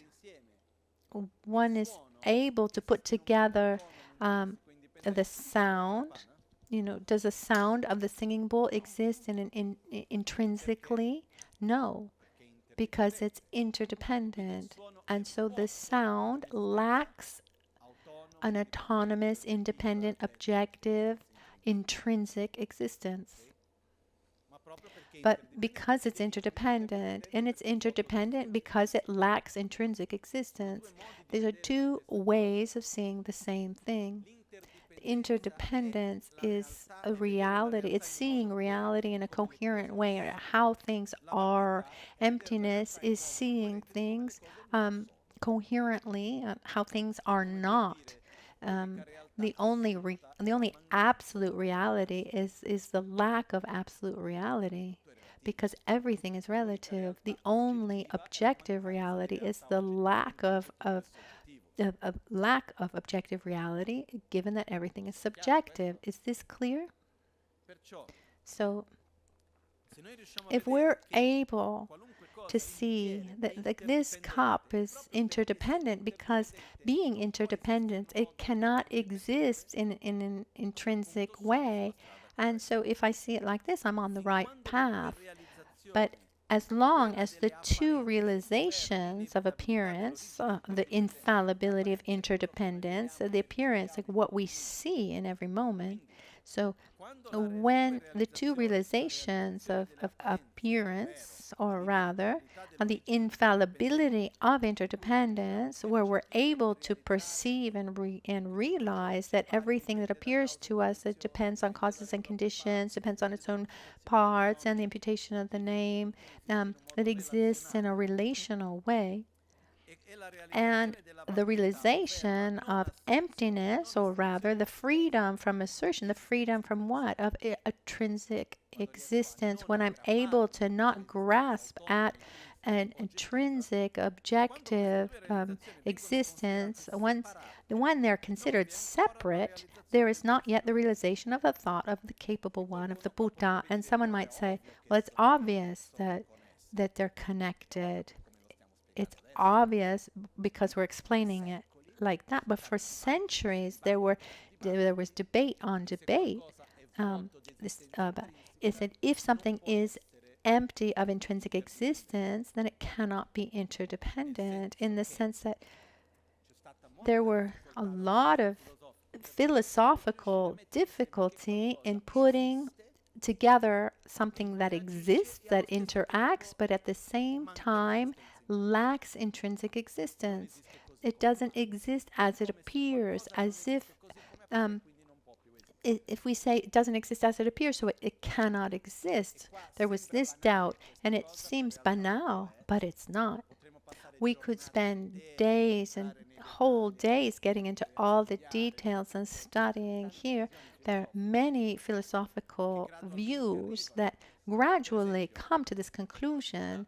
For example, Buddha taught 4 different schools of philosophy. The first is Vaibhasika, the second is Sautantrika, then there's the Chittamatra, and then there's the Sautantrika, the Madhyamika. In the first school, he talks about how things exist, and he said things exist based on their own characteristics. They have their own characteristics, regardless of what you think. Fire burns regardless of what you think. Water will make you wet, no matter what you think. If this were grappa, and I thought it were water, and this happened once to a master in Brazil. His name was Geshe Losang. Geshe, it's many years ago. The Josan Losan Jamyan. In this moment, I can't think of his name, and he had come to Brazil to go to our not our center, but another center, but then had trouble. They closed that center, and then he stayed with my mother at our center for 6 months. We're talking about like 1992. And one day he came to our Dharma center that was already existed already in Brazil, and he was supposed to do a ceremony, a blessing ceremony called Rabne, and then there's the inner offering, this from this object, and we use either tea or alcohol. And it was very hot. He asked, "Can you bring me a cup of water and some water?" So he was brought 2 cups, one of water and the other one piña, and they looked identical. He was very thirsty. He took it and he drank it immediately, and he had this. He had this habit, like in India, is when we drink, we put the liquid in our mouth and then we swallow. But in India, they have this habit of opening up their throat and they can just drink directly. So he thought that the cup of grappa was water, and he just threw that all down, and then he had to drink like 3 cups of water, and then we swallow. But in India, they have this habit of opening up their throat, and they can just drink directly. So he thought that the cup of grappa was water, and he just threw that all down, and then he had to drink like 3 cups of water.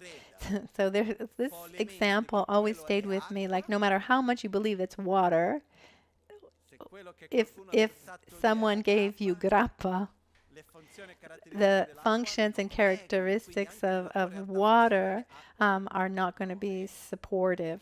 So not even in your own reality. So in this first school, this first school talks about how phenomena exists, that these phenomena have characteristics. Say what you will, but a feather is lighter than lead. Then there's the first 2 schools go in this direction, and then there's the Chittamatra school. It says, well, nothing exists independently from your mind. And here that goes into another direction. And then there's the Madhyamika school. It's neither extreme. External reality exists, but it doesn't exist independently from an inner reality. The inner reality exists, but it doesn't exist from independently of the external reality. They're mutually dependent. And these first 2 views, you're not able to establish how things function, cause and result,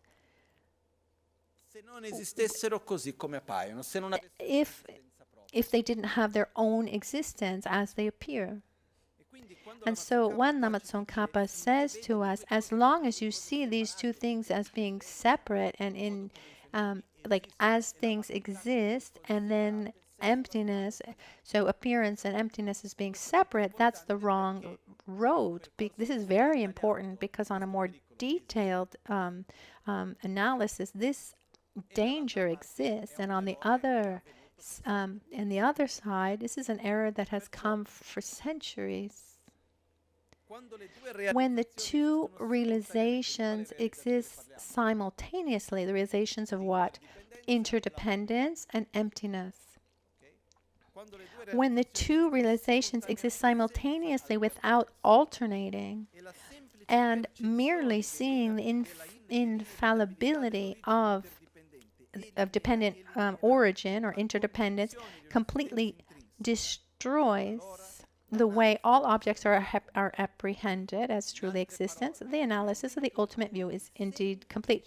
So once we merely perceive, we know that we perceive that the sound of the singing bowl is interdependent, that automatically cuts the mind that says the sound of the singing bowl is independent and intrinsic. Once you have gotten to that point, then your analysis is complete. Okay. So just by the appearance, you see you see the lack of inherent existence of it. These are very complicated points that we can deepen. But the real difficulty is that our ignorance is not on a conceptual level. It exists on a deep, spontaneous level. And so the antidote needs to be generated deeply. And here there's a fundamental point called the object of negation. If I were to ask you, is there an elephant here in the Gompa? Is there an elephant? Where? No, there's a statue of an elephant. No, I'm asking, no, a real animal. Is there an elephant in the Gompa? Is there an elephant in the Gompa? No. Can you all perceive the lack of elephant in the Gompa? Why? Are you able to perceive the lack of the elephant in the Gompa? Because we're able to imagine what an elephant in the Gompa would be like. And Bodhisattva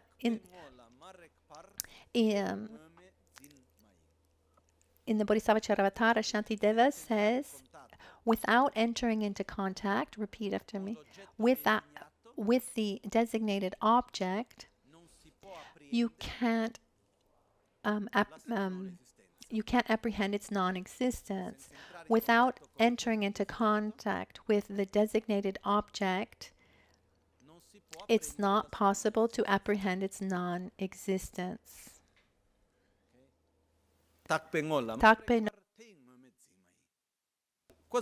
What does this mean? For me to be able to realize the lack of something, I need to know what it would be like. What is it that ignorance affirms? What does our ignorance get attached to? A concept or an appearance? An appearance. So wisdom, what does wisdom need to negate? That appearance. One error that happens often is that we can spend emptiness for years into interdependence and we try to negate a concept. When our ignorance is not a concept,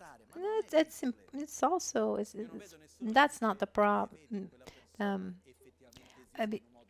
I've never seen someone says, actually, that person does exist in an intrinsic way. I mean, you talk to anybody, you explain two things. You don't need a degree in philosophy to understand that things are interdependent, right? But our ignorance as a cause of our suffering is not a concept. It's a grasping at an appearance. It's a spontaneous grasping. And to be able to develop wisdom and negate that, I need to be able to see that object of negation, and this is difficult. We need, first of all, to allow ourselves to observe how we grasp to reality in an inconsistent way. And until we're able to clearly point the finger on our object of negation, we won't be able to negate it. You cannot, you can't operate, you cannot,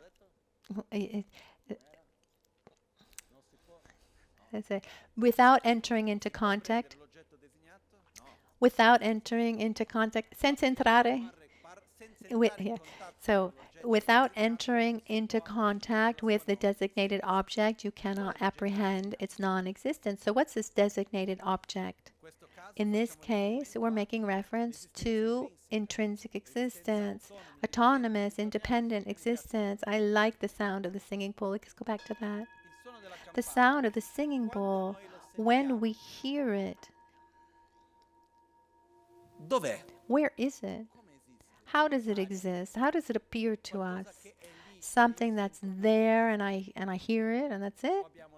Or do we have this awareness of its interdependence and the relationship with its the atmosphere and our hearing faculty and the value we give it to it? If I look outside, I see a tree, or we look at these images, or we look at each other. What we see, do we see as something that is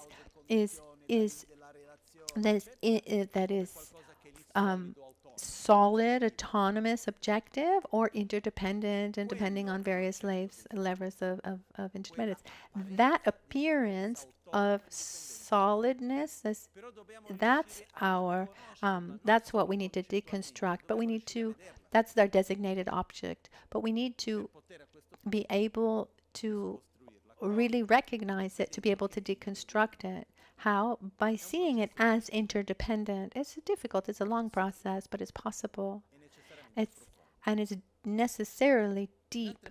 In other words, to try to explain the same thing, this object can be an infinite number of things.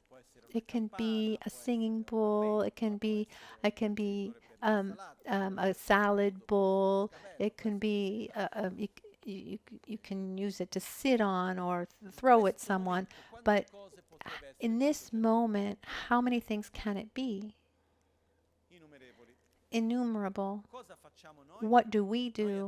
We attribute one meaning, we give it a name, we choose one among infinite possibilities, and we believe that our choice is objectively the reality. But how can I see that object with the same awareness, with the knowledge of its infinite possibilities? I'm not able. We're not able to see the singing bowl, but it's the singing bowl, but it's not a singing bowl. I mean, we're not able to do that. That's why when in the Heart Sutra, when it says there's no form, there's no smell, there's no taste, there's no phenomenon, there's no non-phenomenon, there's no I. I mean, there's no anything. What it's saying in that moment is that when you're able to realize on a non-conceptual way that reality that we live in, that whatever appears to us, even ourselves, it doesn't exist as it appears. You know, the mind just goes, there's like a short circuit, and you can only focus on that negation. So in the realization of emptiness, there's nothing. But my point, what I want to get to here, is we should not negate a concept. We should negate this appearance. Which doesn't mean that we're negating reality, but at the same time, it's very difficult to relate to reality by negating that appearance. It's very difficult because it appears, we're just used to that. So the key is focusing, putting our energy on two things: interdependence. We observe, we analyze our sensations, our thoughts, our the people that we interact with, or whatever it is. I mean, anything we observe is interdependent, right? So observe over time the different levels of interdependence, and then observe how reality appears to us. If we're able to appear, to observe, if we are able to observe the interdependence, then emptiness comes as a natural consequence. If we focus only on emptiness, we end up with a nihilistic view. If we're studying the correct view of reality, emptiness, etc., and we do it well, the more I meditate, the more I study, and the more faith I have in cause and effect, and that reality exists, that means I'm going in the right direction. Instead, if the more I meditate on emptiness and I get to a nihilistic view where the law of cause and effect it doesn't work, then that's the wrong view. And then Lama Tsong Khapa says, then he says, furthermore, appearance eliminates the extreme of existence, and the emptiness eliminates the extreme of non-existence.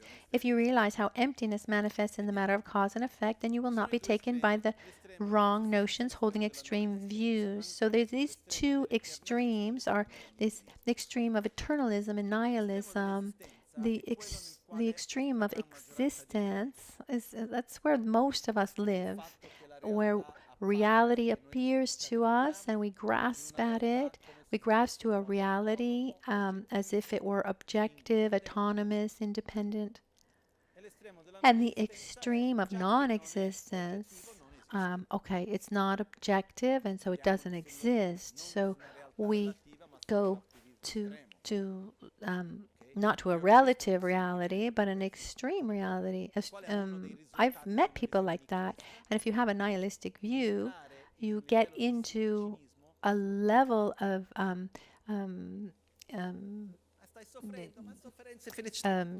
cynicism, where we says, oh, you're suffering. Oh, well, it doesn't matter because everything's empty. It's all of the same nature. It doesn't matter. So samsara, nirvana, they're the same nature. So what difference? You know, you're suffering. That's purely illusion. I'm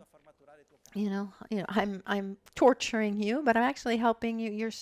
The suffering's in your mind, and I'm also helping you ripen your bad karma. No, this is very, very very dangerous. Nihilism, falling into a nihilistic view, is very dangerous. Eternalistic, instead, is something that exists objectively. This is, most of us believe this, and lots of philosophical views also uphold this idea. So this extreme of eternalism is eliminated by appearance. So appearance is interdependence, and the extreme of nihilism, of non-existence, is eliminated by emptiness. But shouldn't it be the opposite? Wouldn't that make more sense? Wouldn't we say the extreme of the extreme of emptiness would be interdependence, and the extreme of eternalism would be emptiness? No, if something is interdependent, it cannot exist in an autonomous, independent, objective way. So the extreme of eternalism, is eliminated by the understanding of the interdependence. Because if I believe, if I see that something is interdependent, it cannot be objective, can't exist objectively. And the extreme of nihilism is eliminated by emptiness. The emptiness of the sound of the singing bowl exists because the sound of the singing bowl is empty. There can't be the emptiness of something if it didn't exist. If I say that the singing bowl is empty, empty of what? The first thing I'm saying is that the singing bowl exists, and then that it's empty of something. Because if I ask you, is this cup empty of water? Yes. Is it empty of milk? Yes. If it's empty of water, no. But if I'm saying it's empty, then you ask if empty of what? If I just say that the glass is empty, and so I can negate the existence of milk in this cup. The cup is empty of water, but whatever it is, when I say that something is of the nature of emptiness, that thing is missing.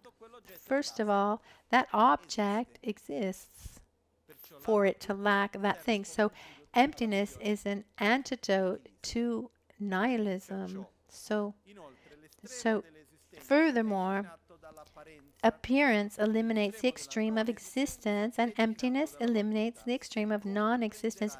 If you realize how emptiness manifests in the manner of cause and effect, then you will not be taken by the wrong notions holding extreme views. And here it's 3 minutes to 1. We're not going to open up this subject, but let's say it's a more advanced subject. Once we have observed and seen that the reality in which we live is empty of intrinsic existence because it's interdependent, and we see that we ourselves that we lack intrinsic existence as interdependent beings, and our mind, the next level, so first external reality, then the inner reality of our being, and then we see that our own mind lacks intrinsic existence. To get to the end, that emptiness itself lacks intrinsic existence. Emptiness itself is interdependent. Nothing, not even emptiness itself, that exists in an independent, objective way. What are the parts? No, it's very complex. But very quickly, what are the parts that make up emptiness? Actually, it's very easy. It's a lot easier than what it seems. There's the emptiness of the singing bowl. There's the emptiness of the hand. There's the emptiness of feeling, the emptiness of the being, the emptiness of the emptiness. So what happens is emptiness doesn't exist without the object of emptiness. So the parts that make up emptiness are just generalizing the emptiness of the various objects, the table, the singing bowl. So emptiness cannot exist without specific emptinesses. So this lack of cannot exist without an object that lacks. So I can't talk about emptiness without the emptiness of something.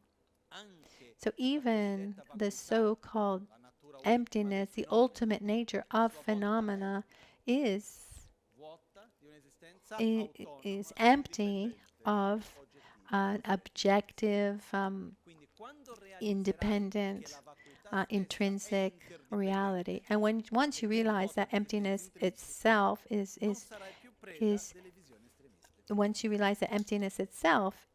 empty of inherent existence, and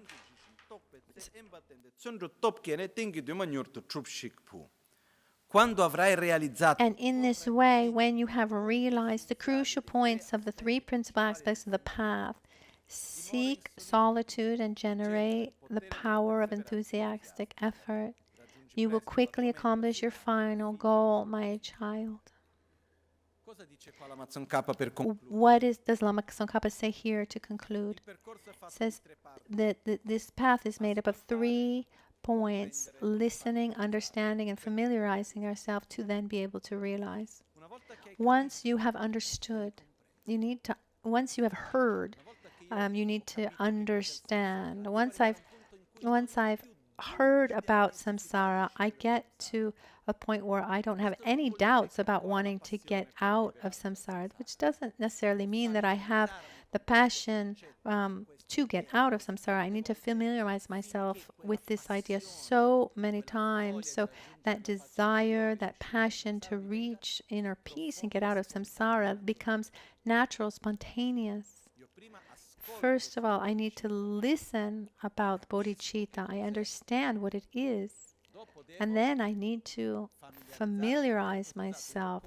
I need to understand. I can get to a point where I don't have any doubts, where it's no longer what somebody told me. You know, even if you tell me Lama Tsong Khapa changed an idea, then you need to prove it to me. It has become our own knowledge. So first we listen, where we acquire information.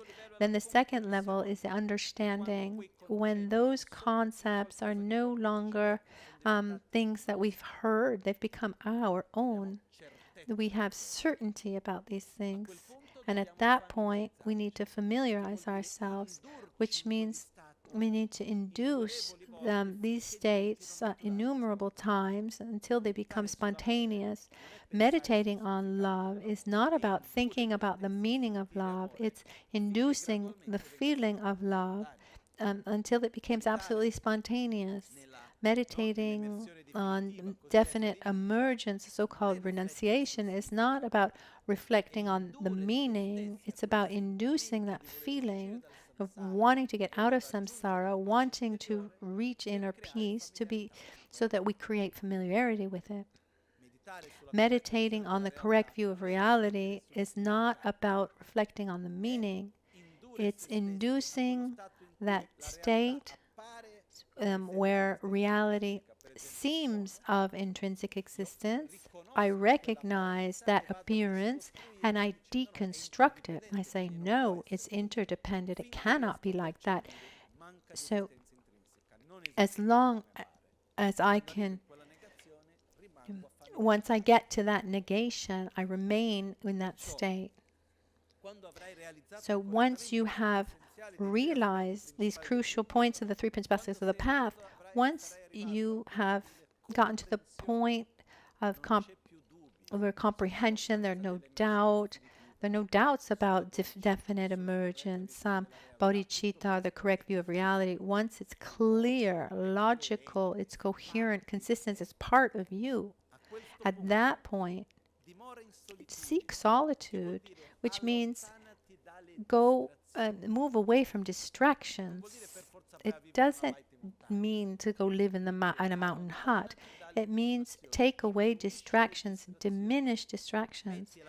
Put your energy in the enthusiastic effort to realize this, so that it's no longer a concept, but that it's part of you.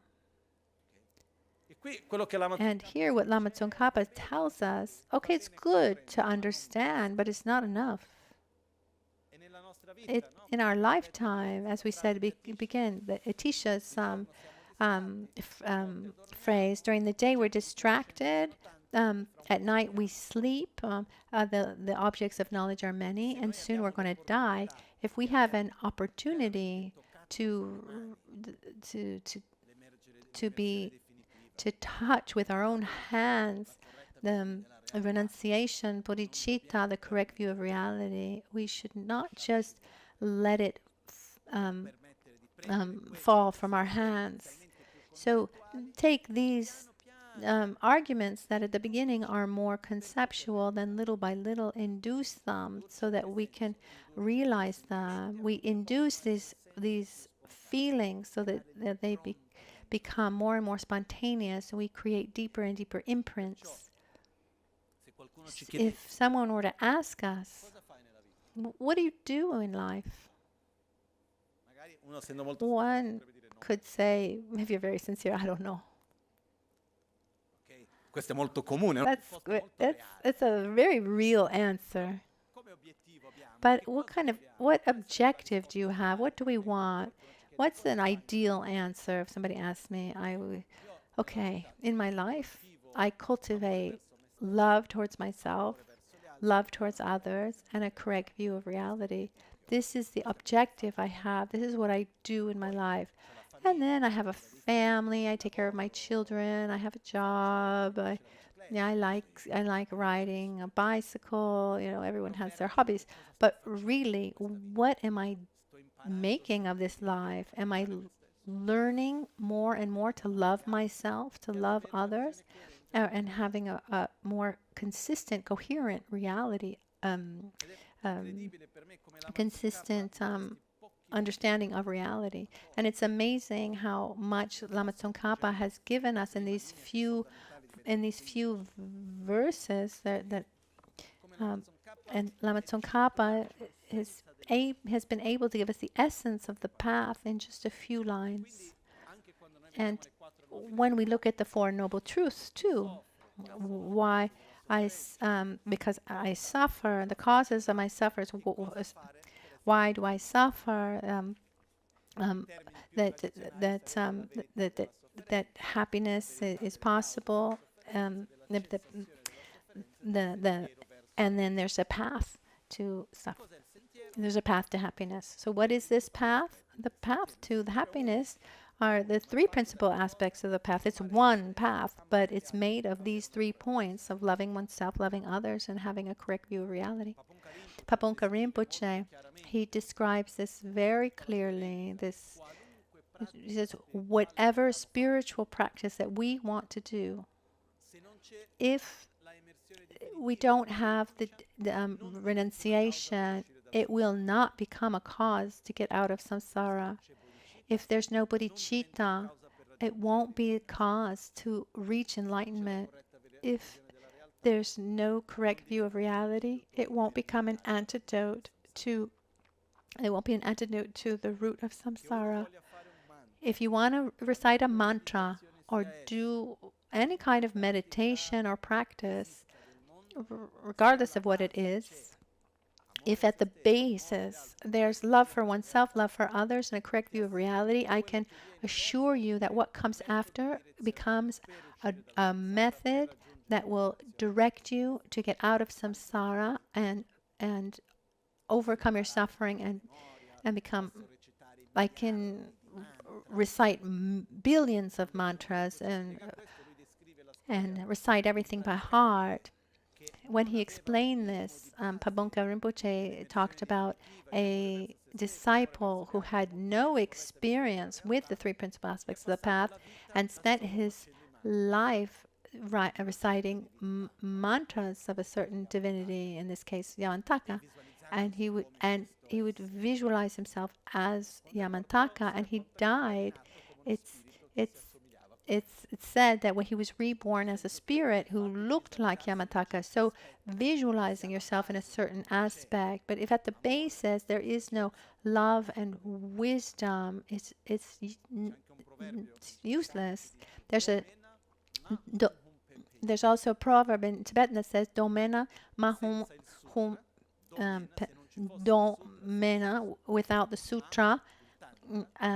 Nga is tantra. It's only hum hum pepe. Actually, hum hum pepe means a lot too, but hum by itself, the Tibetan hum, the part, the body of the syllable represents relative reality, and the part above where you have where there's the ma, the m, is the ultimate reality.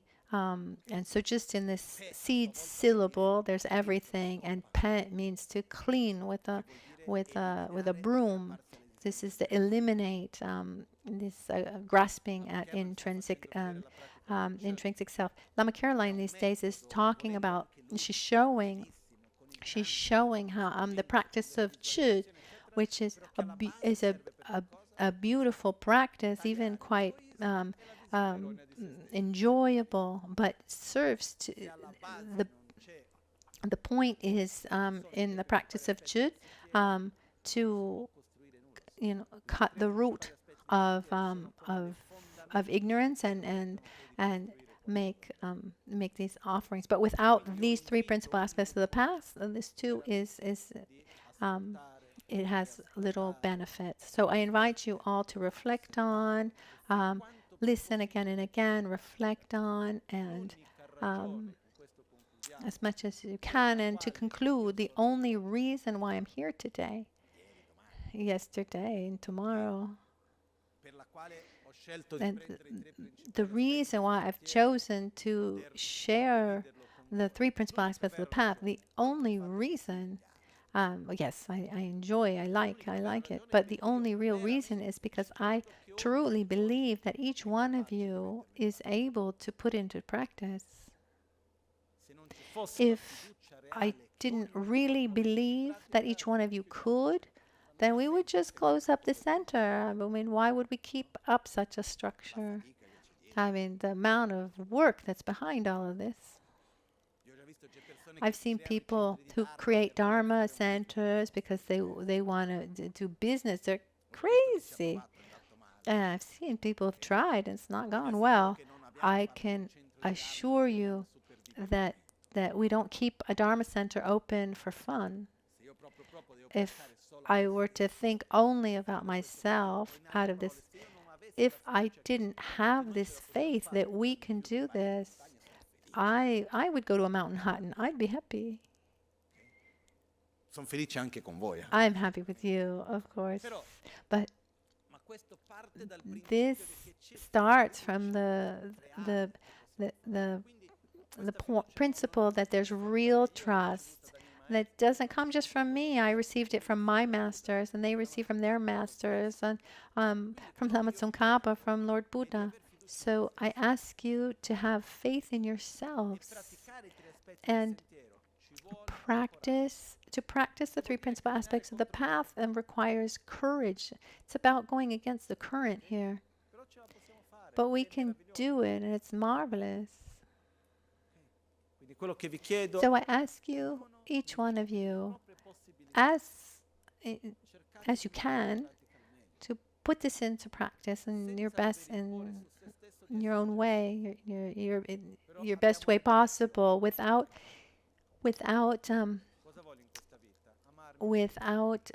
expecting to have already realized these things. So what do you want to do with your life? What do you do in your life? I love myself. I'm learning to love myself, to learn to love others, and cultivate a correct view of reality. So the three principal aspects of the path give us also meaning to our life, give us an objective. So I invite you really to put a sincere effort into realizing and into familiarizing yourself with this. What I've offered you is one of the most beautiful treasures that I have ever received. And I hope that you can realize this to then also offer it to others. It's time for our final dedications.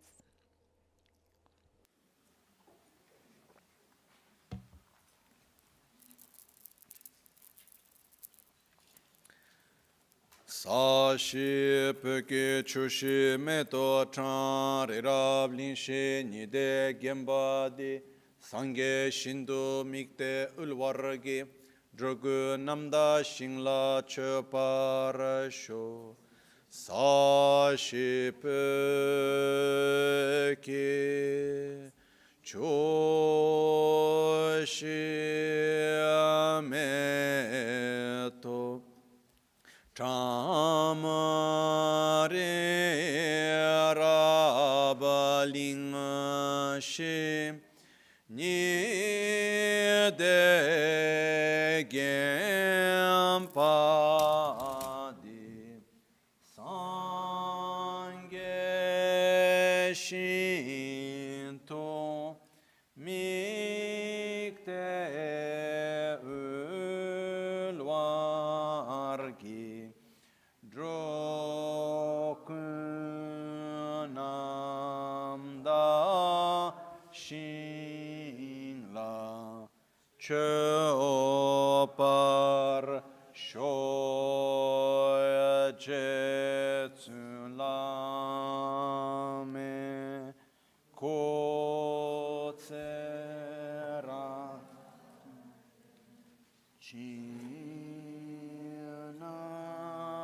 Karatingle chochur gepadang lo santem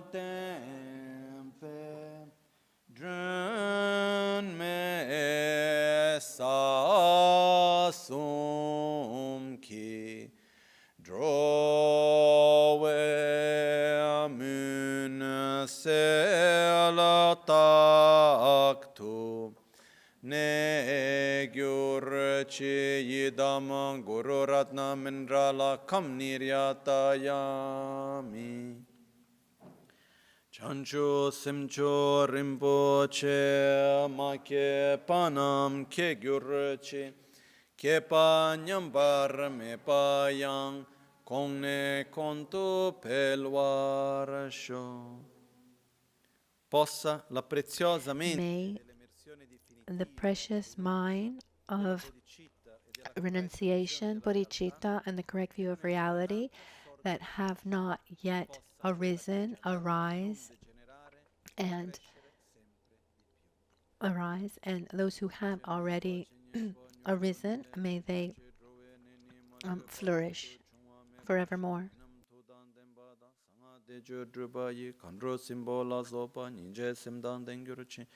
Chonama kuna lyudan semdunga neba chinyepa teda dagi sonamgi dega gyatso to parasho nimo dele tsendele nime kuyan dele kshin ninsen takto delekpe kuncho sumki chingi lop kuncho sumki ngodrubutsol kuncho sumki trashisho.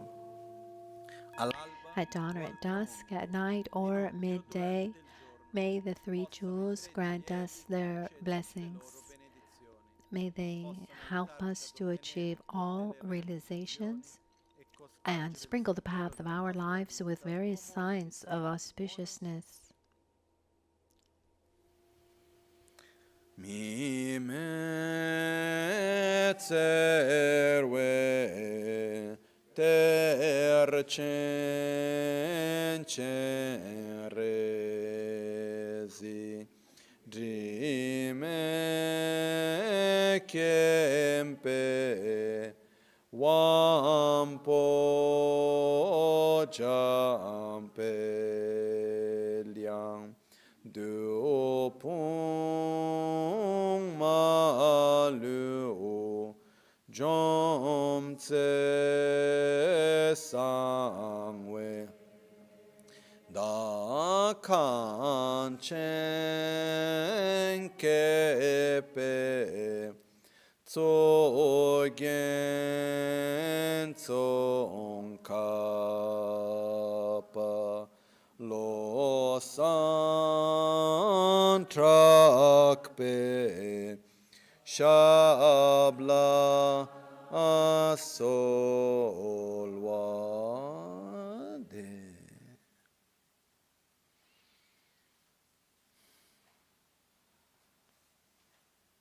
Cescitile. Grazie a tutti.